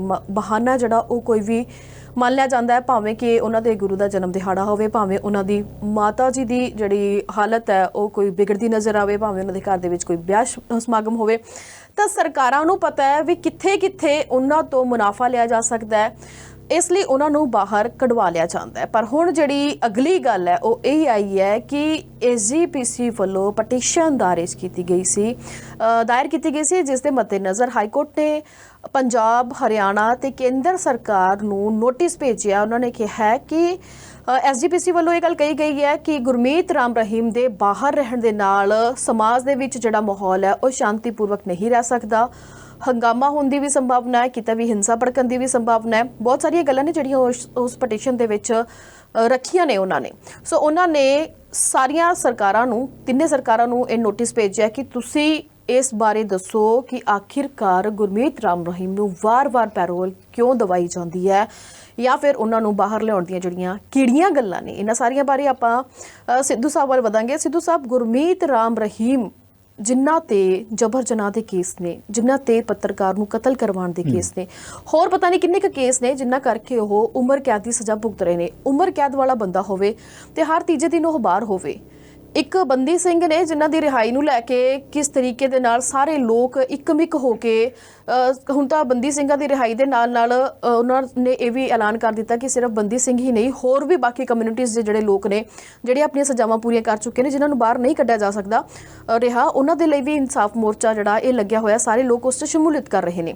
ਸੋ ਇੱਕ ਥਾਂ ਤੇ ਇੰਨਾ ਵੱਡਾ ਮੋਰਚਾ ਲੱਗਿਆ ਹੋਇਆ ਕਿ ਜੋ ਲੋਕ ਸਜ਼ਾਵਾਂ ਪੂਰੀਆਂ ਕਰ ਚੁੱਕੇ ਨੇ। ਇੱਕ ਉਹ ਇਨਸਾਨ ਹੈ ਜਿਨ੍ਹਾਂ ਨੂੰ ਆਲਰੇਡੀ ਸਜ਼ਾ ਮਿਲੀ ਹੋਈ ਹੈ, ਪਰ ਉਹ ਹਰ ਤੀਜੇ ਦਿਨ ਬਾਹਰ ਹੁੰਦਾ ਹੈ। ਕਿਤੇ ਆਨਲਾਈਨ ਸਤਸੰਗ ਹੋ ਰਹੀ ਹੈ ਜੀ, ਕਿਤੇ ਲੀਡਰ ਉਹਨਾਂ ਨੂੰ ਮਿਲਣ ਲਈ ਜਾ ਰਹੇ ਨੇ।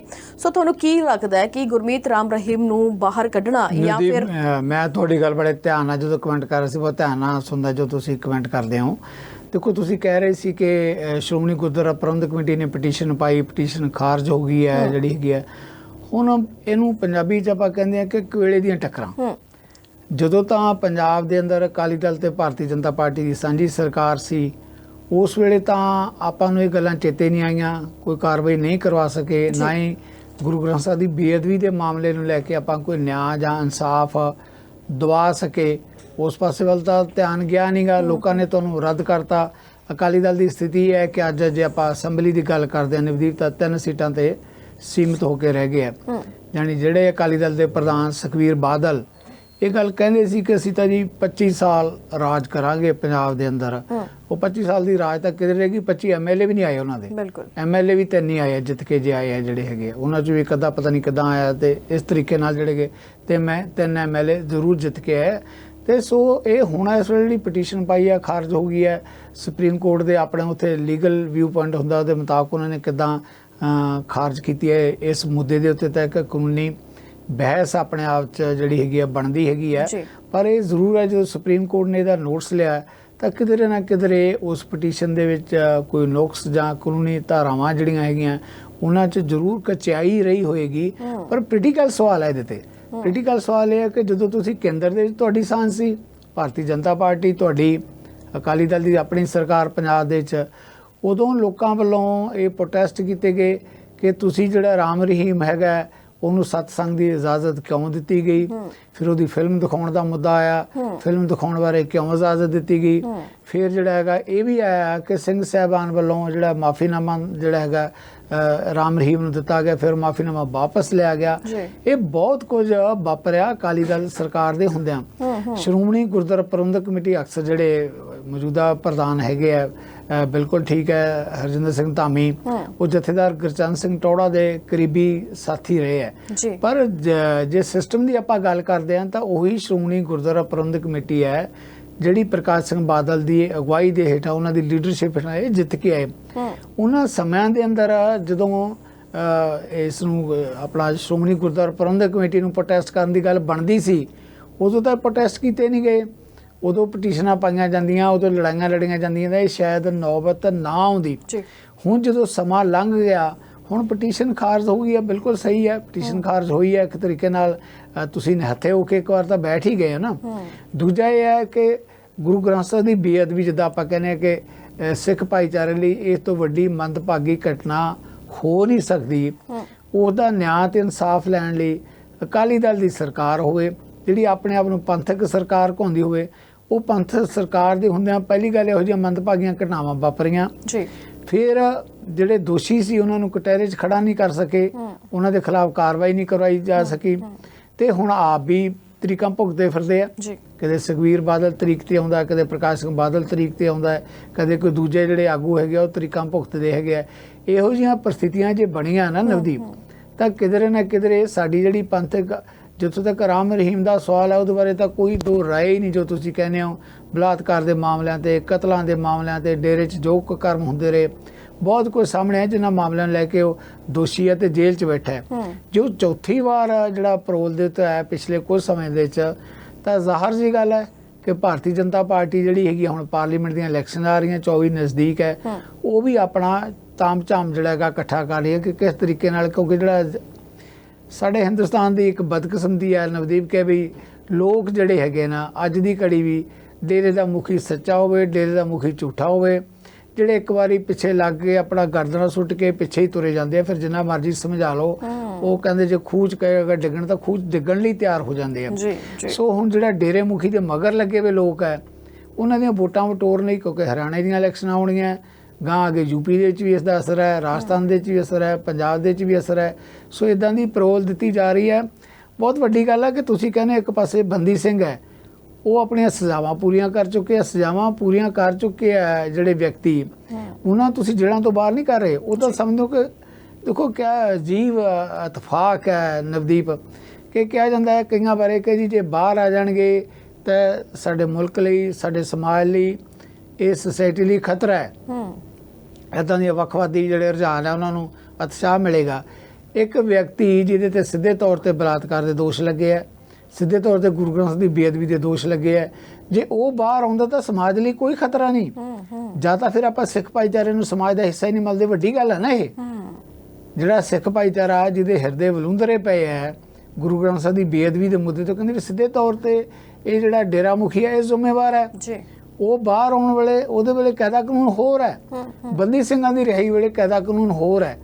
ਜਦੋਂ ਉਹਨੂੰ ਤੁਸੀਂ ਪਰੋਲ ਤੇ ਲੈ ਕੇ ਆਉਨੇ ਹੋ ਤਾਂ ਕਿ ਸਿੱਖਾਂ ਦੇ ਹਿਰਦੇ ਸ਼ਾਂਤ ਹੁੰਦੇ ਆ, ਉਹਨਾਂ ਨੂੰ ਸ਼ਾਂਤੀ ਮਿਲਦੀ ਉਹਦੇ ਬਾਹਰ ਆਉਣ ਨਾਲ। ਜੇ ਕਿਸੇ ਆਗੂ ਦੇ ਉੱਤੇ ਜਾਂ ਕਿਸੇ ਨੇਤਾ ਦੇ ਉੱਤੇ, ਕਿਸੇ ਡੇਰਾ ਮੁਖੀ ਦੇ ਉੱਤੇ ਕੋਈ ਦੋਸ਼ ਹੈਗਾ, ਜੇਲ੍ਹ 'ਚ ਬੈਠਾ ਹੈ, ਤਾਂ ਜੇਲ੍ਹ 'ਚੋਂ ਬਾਹਰ ਲੈ ਕੇ ਆਉਨੇ ਆ, ਇਹ ਤਾਂ ਕਿਹਾ ਹੀ ਜਾਂਦਾ ਨਾ ਕਿ ਬਾਹਰ ਆਉਣ ਦੇ ਲਈ ਵੀ ਕੁਝ ਸ਼ਰਤਾਂ, ਟਰਮਸ ਕੰਡੀਸ਼ਨ ਹੁੰਦੀਆਂ, ਤੇ ਉਹ ਟਰਮ ਕੰਡੀਸ਼ਨ ਕਹਿੰਦੇ ਇਹ ਪੂਰੀਆਂ ਕਰਦਾ ਬਾਬਾ। ਸੋ ਇਸ ਕਰਕੇ ਜਿਹੜੀ ਭਾਰਤੀ ਜਨਤਾ ਪਾਰਟੀ ਉਹ ਵੀ ਆਪਣਾ ਪੱਲਾ ਝਾੜ ਲੈਂਦੀ ਹੈ ਕਿ ਵੀ ਨਹੀਂ ਜੀ ਇਹ ਤਾਂ ਬਾਹਰ ਆ ਹੀ ਸਕਦਾ ਹੈ। ਵੱਖਰੀ ਕਿਸਮ ਦੀ ਰਾਜਨੀਤੀ ਅਕਾਲੀ ਦਲ ਤੇ ਜਿਹੜਾ ਹੁਣ ਇਸ ਵੇਲੇ ਆਪਾਂ ਸ਼੍ਰੋਮਣੀ ਗੁਰਦੁਆਰਾ ਪ੍ਰਬੰਧਕ ਕਮੇਟੀ ਦਾ ਜਿਹਦਾ ਤੁਸੀਂ ਜ਼ਿਕਰ ਕਰ ਰਹੇ ਹੋ, ਇਹ ਜਿਹੜੀਆਂ ਹਾਕਮ ਤਰ੍ਹਾਂ ਕਹਿ ਲਈਏ ਰਹੀਆਂ ਕਿਸੇ ਸਮੇਂ ਦੇ ਵਿੱਚ, ਧਾਰਮਿਕ ਤਰ੍ਹਾਂ ਕਹਿ ਲਈਏ, ਇਹ ਹੁਣ ਲੜਾਈ ਜ਼ਰੂਰ ਲੜਦੀਆਂ, ਪਟੀਸ਼ਨਾਂ ਵੀ ਪਾ ਰਹੀਆਂ, ਪਰ ਇਹ ਕਵੇਲੇ ਦੀਆਂ ਟੱਕਰਾਂ ਇਸ ਵੇਲੇ ਮਾਰ ਰਹੀਆਂ। ਬਹੁਤ ਕੰਪਲੀਕੇਟਡ ਗੁੰਝਲਦਾਰ ਲੜਾਈ ਹੈ ਜਿਹਨੂੰ ਲੜਨਾ ਪੈ ਰਿਹਾ ਸਿਰਫ ਸਾਡੀ ਲੀਡਰਸ਼ਿਪ ਦੀਆਂ ਕਰਤੂਤਾਂ ਕਾਰਨ, ਸਾਡੀ ਲੀਡਰਸ਼ਿਪ ਦੀਆਂ ਕਿਧਰੇ ਇੱਦਾਂ ਦੀਆਂ ਆਪਣੀਆਂ ਰਾਜਸੀ ਬਹੁਤ ਵੱਡੀਆਂ ਸੌਦੇਬਾਜ਼ੀਆਂ ਕਾਰਨ ਅਸੀਂ ਇੱਕ ਬਹੁਤ ਵੱਡੇ ਸੰਕਟ ਦੇ ਦੌਰ ਚੋਂ ਇਸ ਵੇਲੇ ਨਿਕਲ ਰਹੇ ਹਾਂ। ਨਵਦੀਪ ਜੀ ਬਿਲਕੁਲ। ਤੇ ਇਸ ਦੇ ਨਾਲ ਹੀ ਜੇ ਅਗਲੀ ਖਬਰ ਵੱਲ ਵਧੀਏ ਤਾਂ ਮੁੱਖ ਮੰਤਰੀ ਪੰਜਾਬ ਭਗਵੰਤ ਮਾਨ ਦੀ ਪਤਨੀ ਗੁਰਪ੍ਰੀਤ ਕੌਰ ਨੂੰ ਹੁਣ 15 ਦੀ ਬਜਾਏ 40 ਸੁਰੱਖਿਆ ਗਾਰਡ ਨੇ ਜਿਹੜੇ ਉਹ ਦਿੱਤੇ ਗਏ ਨੇ। ਇਸ ਮਸਲੇ ਤੇ ਕੀ ਕਹਿਣਾ ਚਾਹੋਗੇ? ਨਵਦੀਪ ਦੇਖੋ, ਜਿੱਥੇ ਤੱਕ ਉਹਨਾਂ ਦੀ ਪਤਨੀ ਦਾ ਉਹਨੂੰ ਸੁਰੱਖਿਆ ਦੇਣ ਦਾ ਸਵਾਲ ਹੈਗਾ, ਇਹਦੇ 'ਚ ਕਈ ਮਾਮਲੇ ਸ਼ਾਮਲ ਹੁੰਦੇ ਆ। ਸੁਰੱਖਿਆ ਦਾ ਮਾਮਲਾ ਕਿੱਦਾਂ ਹੈਗਾ, ਕੀ ਉਹਦੀ ਰਿਪੋਰਟ ਹੈਗੀ ਹੈ, ਕਿੰਨੀ ਕੁ ਥ੍ਰੈਟ ਹੈਗੀ ਹੈ, ਉਹ ਤਾਂ ਇੱਕ ਵੱਖਰਾ ਮੁੱਦਾ ਹੈਗਾ। ਵਿਅਕਤੀਗਤ ਤੌਰ ਤੇ ਇਹਦੇ 'ਚੋਂ ਕੋਈ ਬਹੁਤ ਕੁਝ ਜ਼ਿਆਦਾ ਕਹਿਣ ਨੂੰ ਕੋਈ ਗੱਲ ਜਿਹੜੀ ਹੈਗੀ ਹੈ ਕੋਈ ਪੋਲੀਟੀਕਲ ਤੌਰ ਤੇ ਕਿ ਪੰਜਾਬ ਦਾ ਭਲਾ ਹੋ ਜਾਏਗਾ, ਨਹੀਂ ਹੋ ਜਾਏਗਾ। ਪੋਲੀਟੀਕਲ ਪਾਰਟੀਆਂ ਨੇ ਜ਼ਰੂਰ ਜਾਂ ਸੋਸ਼ਲ ਮੀਡੀਆ 'ਚ ਇਸ ਗੱਲ ਨੂੰ ਬਹੁਤ ਜ਼ਰੂਰ ਉਭਾਰ ਕੇ ਪੇਸ਼ ਕੀਤਾ ਜਾ ਰਿਹਾ ਹੈ, ਔਰ ਉਭਾਰ ਕੇ ਪੇਸ਼ ਕੀਤਾ ਜਾਣਾ ਸੁਭਾਵਿਕ ਵੀ ਹੈ, ਕਿਉਂਕਿ ਜਦੋਂ ਇਹ ਕਿਹਾ ਜਾਂਦਾ ਸੀਗਾ ਪਿਛਲੇ ਸਮੇਂ 'ਚ ਕਿ ਖਾਸ ਤੌਰ ਤੇ ਆਮ ਆਦਮੀ ਪਾਰਟੀ ਇਹ ਗੱਲ ਕਰਦੀ ਹੁੰਦੀ ਸੀ ਕਿ ਅਸੀਂ ਤਾਂ ਸਧਾਰਨ ਤੌਰ ਤੇ ਸਧਾਰਨ ਆਦਮੀ, ਆਮ ਆਦਮੀ ਵਿਅਕਤੀ ਆ, ਸਾਡੇ 'ਚੋਂ ਕਹਿੰਦੇ ਕੋਈ ਖੇਤੀ ਕਰਦਾ ਆ ਕੇ MLA ਬਣ ਗਿਆ, ਕੋਈ ਮੋਬਾਈਲ ਫੋਨ ਦੀ ਦੁਕਾਨ ਤੇ ਕੰਮ ਕਰਦਾ ਆ ਕੇ ਬਣ ਗਿਆ, ਕੋਈ ਹੋਰ ਇੱਦਾਂ ਕੋਈ ਡੇਅਰੀ ਦਾ ਕੰਮ ਕਰਦਾ ਹੋਏਗਾ ਉਹ ਆ ਕੇ MLA ਬਣ ਗਿਆ। ਉਹ ਕਹਿੰਦੇ ਸਧਾਰਨ ਜਿਹੜੇ ਆਮ ਲੋਕਾਂ ਦੀ ਸਰਕਾਰ ਹੈ, ਆਮ ਲੋਕਾਂ ਦੀ ਸਰਕਾਰ ਹੈ, ਤਾਂ ਫਿਰ ਸੁਭਾਵਿਕ ਹੀ ਹੈ ਕਿ ਉਹਨਾਂ ਤੋਂ ਤਵੱਜੋ ਵੀ ਕੀਤੀ ਜਾਂਦੀ ਹੈ ਕਿ ਤੁਸੀਂ ਜਿਹੜੀਆਂ ਪਿਛਲੀਆਂ ਰਵਾਇਤੀ ਪਾਰਟੀਆਂ ਜਿਸ ਤਰ੍ਹਾਂ ਤਾਮ-ਝਾਮ ਲੈ ਕੇ ਚੱਲਦੀਆਂ ਸੀ, ਜਿਨ੍ਹਾਂ ਨੂੰ ਆਮ ਆਦਮੀ ਪਾਰਟੀ ਹੀ ਬਹੁਤ ਵੱਡੀ ਆਲੋਚਨਾ ਦਾ ਕੇਂਦਰ ਬਿੰਦੂ ਬਣਾਉਂਦੀ ਰਹੀ ਹੈ ਕਿ ਇਹਨਾਂ ਦਾ VIP ਕਲਚਰ ਕੀ ਹੈ, ਕਿਉਂ ਇੰਨੀਆਂ ਸਿਕਿਉਰਟੀਆਂ ਲੈ ਕੇ ਚੱਲਦੇ ਆ। ਤੇ ਹੁਣ ਜੇ ਆਪਾਂ ਗੱਲ ਕਰੀਏ ਭਗਵੰਤ ਮਾਨ ਤੇ ਉਸਦੇ ਪਰਿਵਾਰ ਨੂੰ ਜਿਹੜਾ ਹੈਗਾ ਵੱਡੀ ਭਾਰੀ ਸਿਕਿਉਰਟੀ ਮਿਲੇਗੀ, ਕਿੰਨੀ ਕੁ ਵਾਜਬ ਹੈ, ਕਿੰਨੀ ਕੁ ਨਹੀਂ ਵਾਜਬ, ਇਹ ਤਾਂ ਕਿੰਨੀ ਕੁ ਸਿਕਿਉਰਟੀ ਦੀ ਥ੍ਰੈਟ ਜਿਹੜੀ ਹੈਗੀ ਤਾਂ ਇਨਵੈਸਟੀਗੇਸ਼ਨ ਜਿਹੜੀਆਂ ਗੌਰਮੈਂਟ ਦੀਆਂ ਏਜੰਸੀਆਂ ਹੈਗੀਆਂ ਉਹੀ ਦੱਸ ਸਕਦੀਆਂ। ਪਰ ਪੋਲੀਟੀਕਲ ਤੌਰ ਤੇ ਇਹਦਾ ਸਵਾਲ ਤਾਂ ਉੱਠੇਗਾ ਕਿ ਆਖਰ ਫਿਰ ਜਿਹੜੇ ਕਹਿੰਦੇ ਸੀਗੇ ਕਿ VIP ਕਲਚਰ ਖਤਮ ਕਰਨਾ ਹੈ, ਉਹਨਾਂ ਦੇ ਪਰਿਵਾਰ ਜਦੋਂ ਐਡਾ ਵੱਡਾ ਸਿਕਿਉਰਿਟੀ ਵਾਲਾ ਸਿਸਟਮ ਤਾਮ-ਝਾਮ ਲੈ ਕੇ ਚੱਲਣਗੇ ਤਾਂ ਨਦੀਪ ਸਵਾਲ ਤਾਂ ਫਿਰ ਉੱਠਣਗੇ। ਜੀ ਬਿਲਕੁਲ, ਸਵਾਲ ਤਾਂ ਉੱਠਣਗੇ। ਤਾਂ ਸਵਾਲ ਬਹੁਤ ਸਾਰੇ ਉੱਠਦੇ ਨੇ, ਭਾਵੇਂ ਭਾਰਤ ਦੀ ਰਾਜਨੀਤੀ ਨੂੰ ਲੈ ਕੇ ਹੋਵੇ ਗੱਲਾਂ, ਪੰਜਾਬ ਦੀ ਰਾਜਨੀਤੀ ਨੂੰ ਲੈ ਕੇ ਹੋਣ, ਜਾਂ ਫਿਰ ਗੱਲਾਂ ਬਾਤਾਂ ਹੋਣ ਕੁਝ ਭਖਦੇ ਮਸਲਿਆਂ ਤੇ, ਤਾਂ ਆਵਾਜ਼ ਚੁੱਕਣੀ ਬਣਦੀ ਹੈ। ਉੱਥੇ ਹੀ ਜੇ ਅਸੀਂ ਗੱਲ ਕਰੀਏ ਕਿ ਜਦੋਂ ਸਿੱਖ ਕੌਮ ਵੱਲੋਂ ਮੋਰਚੇ ਲੱਗਦੇ ਨੇ, ਜਦੋਂ ਸਿੱਖ ਕੌਮ ਵੱਲੋਂ ਧਰਨੇ ਪ੍ਰਦਰਸ਼ਨ ਲੱਗਦੇ ਨੇ, ਜਿਹੜਾ ਕੋਈ ਉਹਨਾਂ ਦੀ ਸਪੋਰਟ ਦੇ ਵਿੱਚ ਖੜਦਾ ਹੈ, ਸਵਾਲ ਉਹਨਾਂ ਦੇ ਲਈ ਵੀ ਚੁੱਕੇ ਜਾਂਦੇ ਨੇ। ਹੁਣ ਜੇ ਮੈਂ ਅਗਲੀ ਖਬਰ ਦੇ ਲਈ ਗੱਲ ਕਰਾਂ ਖਾਲਸਾ ਏਡ ਦੀ, ਤਾਂ ਖਾਲਸਾ ਏਡ ਉਹ ਸੰਸਥਾ ਜੋ ਕਿ ਪੂਰੇ ਸੰਸਾਰ ਭਰ ਦੇ ਵਿੱਚ ਹਰ ਜਗ੍ਹਾ ਤੇ ਦੀਨ ਦੁਖੀਆਂ ਦੀ ਮਦਦ ਦੇ ਲਈ ਪਹੁੰਚ ਜਾਂਦੀ ਹੈ। ਉਸ ਸੰਸਥਾ ਦਾ ਜ਼ਿਕਰ ਕਰਾਂਗੇ ਕਿ ਪਿਛਲੇ ਦਿਨਾਂ ਦੇ ਦੌਰਾਨ ਜੋ ਤਸਵੀਰਾਂ ਤੁਸੀਂ ਸੋਸ਼ਲ ਮੀਡੀਆ ਤੇ ਦੇਖੀਆਂ, ਟੀਵੀ ਦੀਆਂ ਸਕਰੀਨਾਂ ਤੇ ਦੇਖਿਆ ਕਿ ਕਿਸ ਤਰੀਕੇ ਦੇ ਨਾਲ ਸੀਰੀਆ ਤੇ ਤੁਰਕੀ ਦੇ ਵਿੱਚ ਭੂਚਾਲ ਆਏ, ਬਿਲਡਿੰਗਾਂ ਡਿੱਗੀਆਂ, ਮਲਬੇ ਹੇਠ ਬਹੁਤ ਹਜ਼ਾਰਾਂ ਦੀ ਗਿਣਤੀ ਦੇ ਵਿੱਚ ਲੋਕ ਦਬ ਕੇ ਮਰ ਗਏ, ਬਹੁਤ ਸਾਰੇ ਬੱਚਿਆਂ ਨੂੰ, ਬਹੁਤ ਸਾਰੇ ਲੋਕਾਂ ਨੂੰ ਹਲੇ ਵੀ ਉੱਥੋਂ ਕੱਢਿਆ ਜਾ ਰਿਹਾ। ਤਾਂ ਉਹਨਾਂ ਦੀ ਮਦਦ ਦੇ ਲਈ ਖਾਲਸਾ ਏਡ ਇੱਕ ਵਾਰ ਫਿਰ ਤੋਂ ਉੱਥੇ ਮਦਦ ਕਰਨ ਦੇ ਲਈ ਪਹੁੰਚ ਗਈ ਹੈ। ਪੰਜਾਬ ਦੇ ਵਿੱਚ ਵੀ ਪਹੁੰਚੀ ਸੀ, ਦਿੱਲੀ ਦੀਆਂ ਬਰੂਹਾਂ ਤੇ ਵੀ ਪਹੁੰਚੀ ਸੀ, ਇੱਥੋਂ ਦੀਆਂ ਸਿਆਸਤਾਂ ਬਹੁਤ ਹੋਈਆਂ ਸੀ, ਤਰ੍ਹਾਂ ਦੇ ਉਹਨਾਂ ਤੇ ਇਲਜ਼ਾਮ ਲੱਗੇ ਸੀ, ਪਰ ਗੁਰੂ ਦੇ ਸਿੰਘ ਫਿਰ ਵੀ ਕਿੱਥੇ ਟਲਦੇ ਆ ਸਿੱਧੂ ਸਾਹਿਬ, ਤੇ ਗੁਰੂ ਦੇ ਸਿੰਘ ਤਾਂ ਹੁਣ ਉੱਥੇ ਵੀ ਪਹੁੰਚ ਗਏ ਨੇ ਤੁਰਕੀ ਦੇ ਵਿੱਚ। ਬਿਲਕੁਲ, ਜਿਹੜਾ ਹੈਗਾ ਬਹੁਤ ਹੀ ਮਾਨਵਤਾ ਨਾਲ ਜੁੜਿਆ ਵਾ ਸਵਾਲ ਹੈ। ਐਕਚੁਅਲੀ ਕੀ ਹੈ ਕਿ ਜਿਹੜਾ ਸਿੱਖ ਭਾਈਚਾਰਾ ਹੈ, ਮੈਂ ਕਹਾਂਗਾ ਉਹਦੇ ਉਹਦੇ ਖੂਨ 'ਚ ਆ, ਉਹਦੀ ਵਿਰਾਸਤ 'ਚ ਹੈ ਮਾਨਵਤਾ ਦੀ ਸੇਵਾ ਕਰਨਾ ਜਿਹੜਾ ਹੈਗਾ। ਇਹ ਤਾਂ ਕਹਿੰਦੇ ਜੇ ਦੁਸ਼ਮਣ ਵੀ ਕੋਈ ਡਿੱਗਿਆ ਪਿਆ ਹੋਵੇ ਤਾਂ ਉਸ ਦੇ ਮੂੰਹ 'ਚ ਵੀ ਪਾਣੀ ਪਾਉਂਦੇ ਆ, ਉਸ ਦਾ ਵੀ ਜਿਹੜਾ ਸਿਹਰਾ ਆਪਣੇ ਜਿਹੜੇ ਪੱਟ ਤੇ ਰੱਖ ਕੇ ਉਹਨੂੰ ਦਿਲਾਸਾ ਦੇਣਗੇ। ਸੋ ਇਦਾਂ ਦੀ ਜਿਹੜੀ ਹੈਗੀ ਹੈ ਇੱਕ ਕੌਮ ਹੋਵੇ, ਇਦਾਂ ਦਾ ਭਾਈਚਾਰਾ ਹੋਵੇ। ਇਸ ਤੋਂ ਪਹਿਲਾਂ ਵੀ ਜਿੱਦਾਂ ਤੁਸੀਂ ਖਾਲਸਾ ਏਡ ਦੀ ਗੱਲ ਕਰਦੇ ਹੋ, ਇਸ ਤੋਂ ਪਹਿਲਾਂ ਵੀ ਜਿੱਥੇ ਕਿਤੇ ਦੁਨੀਆ 'ਚ ਕਿਧਰੇ ਵੀ ਵਿਪਤਾ ਆਈ ਹੈ, ਚਾਹੇ ਹਿੰਦੁਸਤਾਨ 'ਚ ਆਈ ਹੈ ਚਾਹੇ ਬਾਹਰ ਆਈ ਹੈ, ਤਾਂ ਇਹ ਜਿਹੜੀਆਂ ਜਥੇਬੰਦੀਆਂ ਜਾ ਕੇ ਮਦਦ ਕਰਦੀਆਂ। ਤੇ ਇਹਦੇ ਨਾਲ ਸੁਭਾਵਿਕ ਹੈ ਸਿੱਖ ਭਾਈਚਾਰੇ ਦਾ ਸਿਰ ਇਸ ਗੱਲ ਹੀ ਉੱਚਾ ਹੁੰਦਾ ਹੈ ਕਿ ਅਸੀਂ ਮਾਨਵਤਾ ਦੇ ਲਈ ਕਿੰਨਾ ਜਿਹੜਾ ਚਿੰਤਤ ਹੈਗੇ ਆ, ਮਾਨਵਤਾ ਦੇ ਭਲੇ ਲਈ, ਮਾਨਵਤਾ ਦੀ ਰਾਖੀ ਦੇ ਲਈ। ਹੁਣ ਤੁਰਕੀ ਤੇ ਸੀਰੀਆ ਦਾ ਤੁਸੀਂ ਜ਼ਿਕਰ ਕੀਤਾ ਹੈ। ਪਿਛਲੇ ਇੱਕ ਦਹਾਕੇ 'ਚ ਕਿਹਾ ਜਾਂਦਾ ਕਿ ਸਭ ਤੋਂ ਵੱਡਾ ਖਤਰਨਾਕ ਭੂਚਾਲ, 20,000 ਤੋਂ ਵਧੇਰੇ ਮੌਤਾਂ, ਹਜ਼ਾਰਾਂ ਪਰਿਵਾਰ ਉਜੜ ਗਏ। ਅਜੇ ਵੀ ਬਹੁਤ ਸਾਰੇ ਪਰਿਵਾਰ ਹੈ ਜਿਹੜੇ ਇੱਕ ਦੂਜੇ ਨੂੰ ਮਿਲ ਨਹੀਂ ਪਾ ਰਹੇ, ਕਈਆਂ ਦੀਆਂ ਲਾਸ਼ਾਂ ਮਿਲ ਰਹੀਆਂ, ਕਈ ਜਿਉਂਦੇ ਲੱਭ ਰਹੇ ਹੈ। ਬਹੁਤ ਵੱਡੀ ਪੱਧਰ ਤੇ ਤਬਾਹੀ ਦਾ ਮੰਜ਼ਰ ਹੈਗਾ। ਹਿੰਦੁਸਤਾਨ ਦੀ ਸਰਕਾਰ ਵੱਲੋਂ ਵੀ ਮਦਦ ਦੀ ਪੇਸ਼ਕਸ਼ ਕੀਤੀ ਗਈ ਹੈ। ਸਰਕਾਰਾਂ ਦਾ ਤਾਂ ਸਿਸਟਮ ਹੁੰਦਾ ਹੀ ਹੈ ਇੱਕ ਦੂਜੇ ਦਾ ਇੱਦਾਂ ਮਦਦ ਕਰਨੀ, ਜਿਹੜੀ ਕਰਨੀ ਵੀ ਚਾਹੀਦੀ ਹੈ ਜੀ। ਵਿਤਕ ਮੰਤਰੀ ਭਾਈਚਾਰਾ ਹੋਣਾ ਇਸੇ ਕਰਕੇ ਬਣਦਾ ਹੈ। ਪਰ ਜੇ ਖਾਲਸਾ ਏਡ ਦੀ ਗੱਲ ਕਰਦੇ ਹਾਂ ਤਾਂ ਬਹੁਤ ਹੀ ਉਹਨਾਂ ਦਾ ਸ਼ਲਾਘਾਯੋਗ ਉਪਰਾਲਾ ਹੈ। ਜਾਣੀ ਉਹਨਾਂ ਲੋਕਾਂ 'ਚ ਜਾ ਕੇ ਮਦਦ ਕਰਨੀ ਜਿਨ੍ਹਾਂ ਦਾ ਸਿੱਧੇ ਤੌਰ 'ਤੇ ਕੋਈ ਇੱਦਾਂ ਦਾ ਸਿੱਖ ਭਾਈਚਾਰੇ ਨਾਲ ਕੋਈ ਹੋਰ ਇਸ ਤਰ੍ਹਾਂ ਦਾ ਕੋਈ ਸਿੱਧੀ ਸਾਂਝ ਨਾ ਹੋਵੇ, ਜਿਹੜਾ ਹੈਗਾ ਦੂਸਰਾ ਮੁਲਕ ਹੋਵੇ, ਦੂਸਰੇ ਧਰਮ ਹੋਣ, ਉੱਥੇ ਜਾ ਕੇ ਵੀ ਆਪਣੇ ਧਰਮ ਨਾਲੋਂ ਵੀ ਵਧੇਰੇ ਅਪਰਾਧ ਦੇ ਨਾਲ ਸੇਵਾ ਕਰਨੀ। ਇਸ ਕਰਕੇ ਕਹਾਂਗਾ ਮੈਂ ਸਲੂਟ ਹੈ ਉਸ ਆਰਗੇਨਾਈਜੇਸ਼ਨ ਨੂੰ ਜਿਹੜੀ ਮਾਨਵਤਾ ਦੇ ਲਈ ਲੜ ਰਹੀ ਹੈ।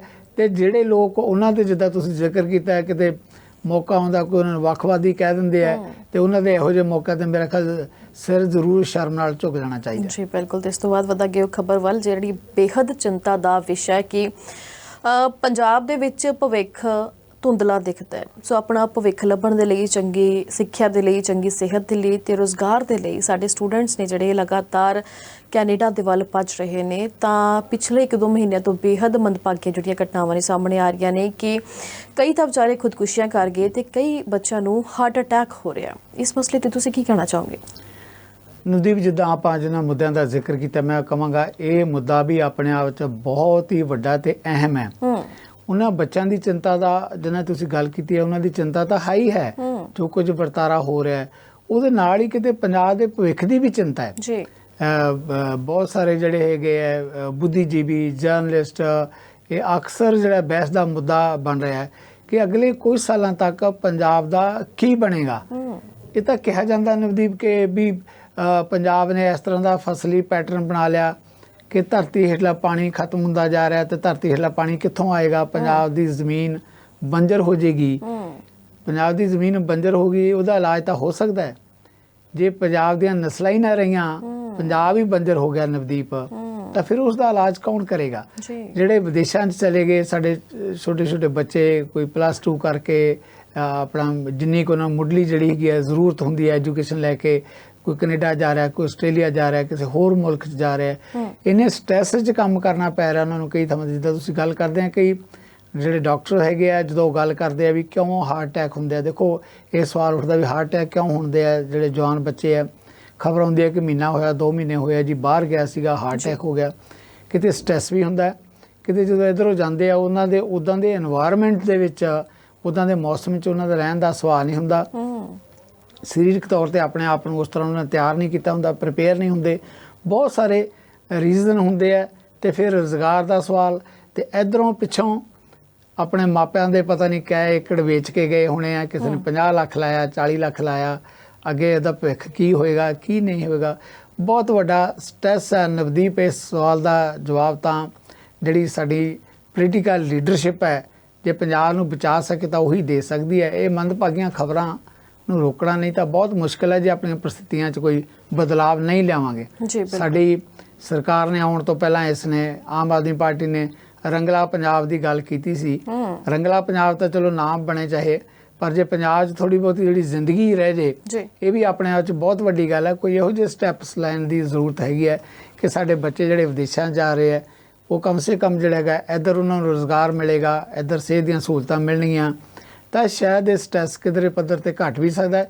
ਤੇ ਮਾਪਿਆਂ ਨੂੰ ਵੀ ਆਪਣੀਆਂ ਸਾਰੀਆਂ ਜ਼ਮੀਨਾਂ, ਪੰਜਾਬੀ ਜਿਹਨੂੰ ਕਹਿੰਦੇ ਕਿ ਆਪਣੀ ਜ਼ਮੀਨ ਫੂਕ ਕੇ 2 ਏਕੜ 1 ਏਕੜ ਫੂਕ ਕੇ ਜਦੋਂ ਆਪਣੇ ਪੁੱਤ ਨੂੰ ਭੇਜਦੇ ਆ ਨਾ, ਜਹਾਜ਼ ਚਲਾਉਂਦੇ ਆ, ਉਹਨਾਂ ਦੇ ਜਿੱਦਾਂ ਆਪਾਂ ਪੰਜਾਬੀ 'ਚ ਕਹਿੰਦੇ ਕਾਲਜੇ ਨੂੰ ਰੁੱਗ ਜਿਹਾ ਭਰਿਆ ਜਾਂਦਾ ਹੈ। ਜ਼ਮੀਨ ਵੀ ਗਈ, ਪੁੱਤ ਜੱਟ ਕੋਲੇ ਨਵਦੀਪ ਹੁੰਦਾ ਕੀ ਹੈ? ਜੀ ਜੀ, ਜ਼ਮੀਨ ਤੇ ਪੁੱਤ, ਨਾ ਜ਼ਮੀਨ ਰਹੀ ਨਾ ਪੁੱਤ ਰਿਹਾ। ਪੁੱਤ ਉਧਰ ਜਾ ਕੇ ਮਰ ਗਿਆ, ਮਾਪੇ ਇੱਧਰ ਮਰ ਜਾਂਦੇ।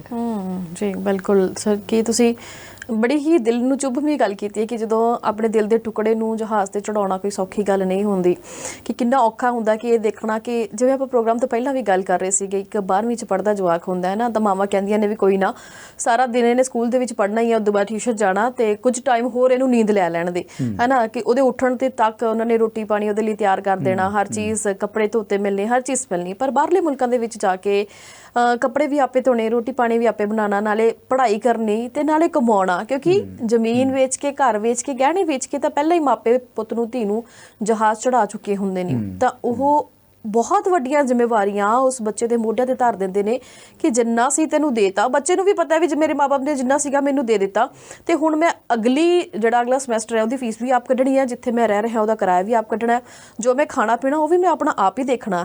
ਕਿ ਮੈਨੂੰ ਲੱਗਦਾ ਵੀ ਇਹ ਵੀ ਸਭ ਤੋਂ ਵੱਡਾ ਜਿਹੜਾ ਉਹ ਸਟ੍ਰੈਸ ਦਾ ਕਾਰਨ ਹੈ ਕਿ ਐਡਜਸਟ ਕਰਨਾ ਉਹਨਾਂ ਬੱਚਿਆਂ ਦੇ ਲਈ, ਕਿਉਂਕਿ 12ਵੀਂ 'ਚ ਪੜ੍ਹਦਾ ਬੱਚਾ, ਮੈਨੂੰ ਲੱਗਦਾ ਕਿ ਜਿਸ ਹਿਸਾਬ ਦੇ ਨਾਲ ਪੰਜਾਬ 'ਚ ਆਪਾਂ ਉਹਨਾਂ ਦਾ ਪਾਲਣ ਪੋਸ਼ਣ ਕਰਦੇ ਆ, ਤਾਂ ਜੇ ਜਵਾਕਾਂ ਵਾਲੇ ਵੀ ਹੋ ਜਾਂਦੇ ਫਿਰ ਵੀ ਆਪਾਂ ਕਹਿੰਦੇ ਵੀ ਜਵਾਕ ਹੈ। ਜਿੱਦਾਂ ਤੁਸੀਂ ਕਹਿੰਦੇ ਸਿਸਟਮ ਬਦਲ ਗਿਆ ਜਿਹੜਾ।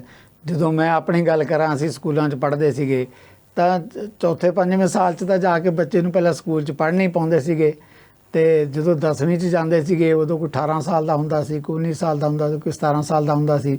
ਹੁਣ 13-14 ਸਾਲ ਦੇ ਜਿਹੜੇ ਹੈਗੇ ਆ ਉਹ +2 ਕਰਕੇ ਜਦੋਂ ਅੱਗੇ ਨਿਕਲਦੇ ਆ ਤਾਂ ਕੀ ਉਹਨਾਂ ਦੀ ਉਮਰ ਹੁੰਦੀ ਹੈ, ਕੀ ਉਹਨਾਂ ਦਾ ਜ਼ਿੰਦਗੀ ਦਾ ਤਜਰਬਾ ਹੁੰਦਾ। ਇੱਕ ਵੱਡਾ ਸਟ੍ਰੈਸ ਕਿ ਮਾਂ ਪਿਓ ਕਹਿੰਦੇ ਇਹਨੂੰ ਬਾਹਰ ਠੇਲ ਦਿਓ, ਬੇਸਿਕ ਐਜੂਕੇਸ਼ਨ ਦੇ ਕੇ, ਕਿਸੇ ਏਜੰਟ ਦੇ ਢਹਿ ਚੜ੍ਹ ਕੇ ਜਾਂ ਕਿਸੇ ਰਿਸ਼ਤੇਦਾਰ ਦੀ ਸਲਾਹ ਗਾਈਡੈਂਸ ਲੈ ਕੇ ਜਿਹੜਾ ਹੈਗਾ ਜਦੋਂ ਬਾਹਰ ਚਲੇ ਜਾਂਦਾ ਹੈ।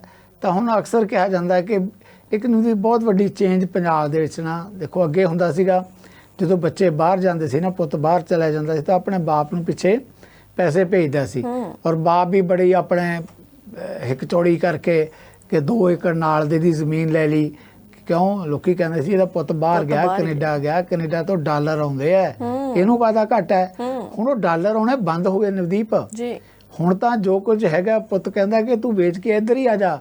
ਪੰਜਾਬ ਦਾ ਭਵਿੱਖ ਹੀ ਇਹ ਰਹਿ ਗਿਆ ਕਿਉਂਕਿ ਪੰਜਾਬ 'ਚ ਬਚੇ ਕੁਛ ਨਹੀਂ। ਹੁਣ ਮੈਂ ਕਹਾਂਗਾ ਹਜ਼ਾਰਾਂ ਨਵਦੀਪ ਮਾਂ ਪਿਓ ਇਹੋ ਜਿਹੇ ਹੋਣਗੇ ਜਿਨ੍ਹਾਂ ਦੀ ਜ਼ਿੰਦਗੀ ਇਸ ਗੱਲ 'ਚ ਨਿਕਲ ਜਾਂਦੀ ਹੈ ਕਿ PRship ਲੈਣੀ ਹੈ, ਕਦੇ ਸਾਲ 6 ਮਹੀਨੇ ਉੱਧਰ, ਕਦੇ 2 ਮਹੀਨੇ ਇੱਧਰ, ਕਦੇ ਉੱਧਰ, ਕਦੇ ਇੱਧਰ, ਉੱਧਰਲਾ ਮੌਸਮ ਹੋਰ, ਇੱਧਰਲਾ ਮੌਸਮ ਹੋਰ, ਕਦੇ ਸਰਦੀ 'ਚ ਆਉਂਦੇ ਆ, ਕਦੇ ਗਰਮੀ 'ਚ ਆਉਂਦੇ ਆ।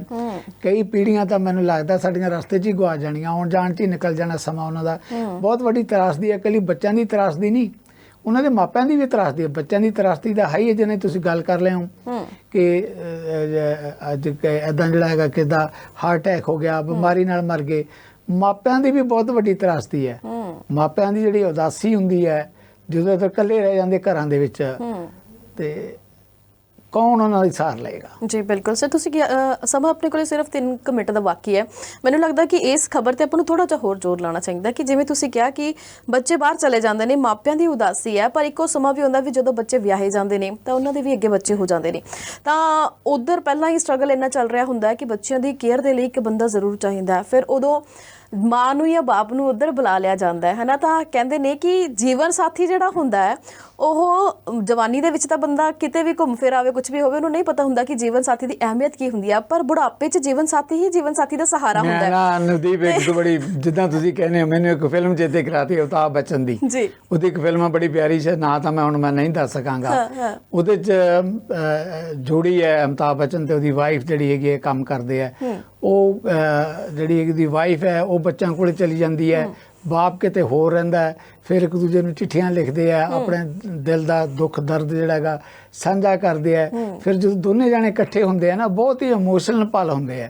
ਸੋ ਇਦਾਂ ਦੀਆਂ ਪ੍ਰਸਤੀਆਂ ਮੈਨੂੰ ਲੱਗਦਾ ਪੰਜਾਬ 'ਚ ਘਰ ਘਰ ਬਣੀਆਂ ਜਿਹੜੀ ਆਪਾਂ ਅਮਿਤਾਭ ਬੱਚਨ ਦੀ ਫਿਲਮ ਦੀ ਮੈਂ ਗੱਲ ਕਰਦਾ। ਬੜੀ ਤੁਹਾਡੇ ਕਮੈਂਟ ਦੇ ਨਾਲ ਮੈਨੂੰ ਚੇਤਾ ਆਇਆ ਉਸਦਾ ਕਿ ਪੰਜਾਬ 'ਚ ਤਾਂ ਘਰ ਘਰ ਕਹਾਣੀ ਹੈ ਕਿ ਮਾਂ ਜਿਹੜੀ ਹੈਗੀ ਆ ਉਹ ਆਪਣੇ ਪੋਤੇ ਨੂੰ, ਕਿਸੇ ਦੋਤੇ ਨੂੰ ਸਾਂਭਣ ਦੇ ਲਈ ਕੈਨੇਡਾ ਦੇ ਕਿਸੇ ਸ਼ਹਿਰ 'ਚ ਬੈਠੀ ਹੈ।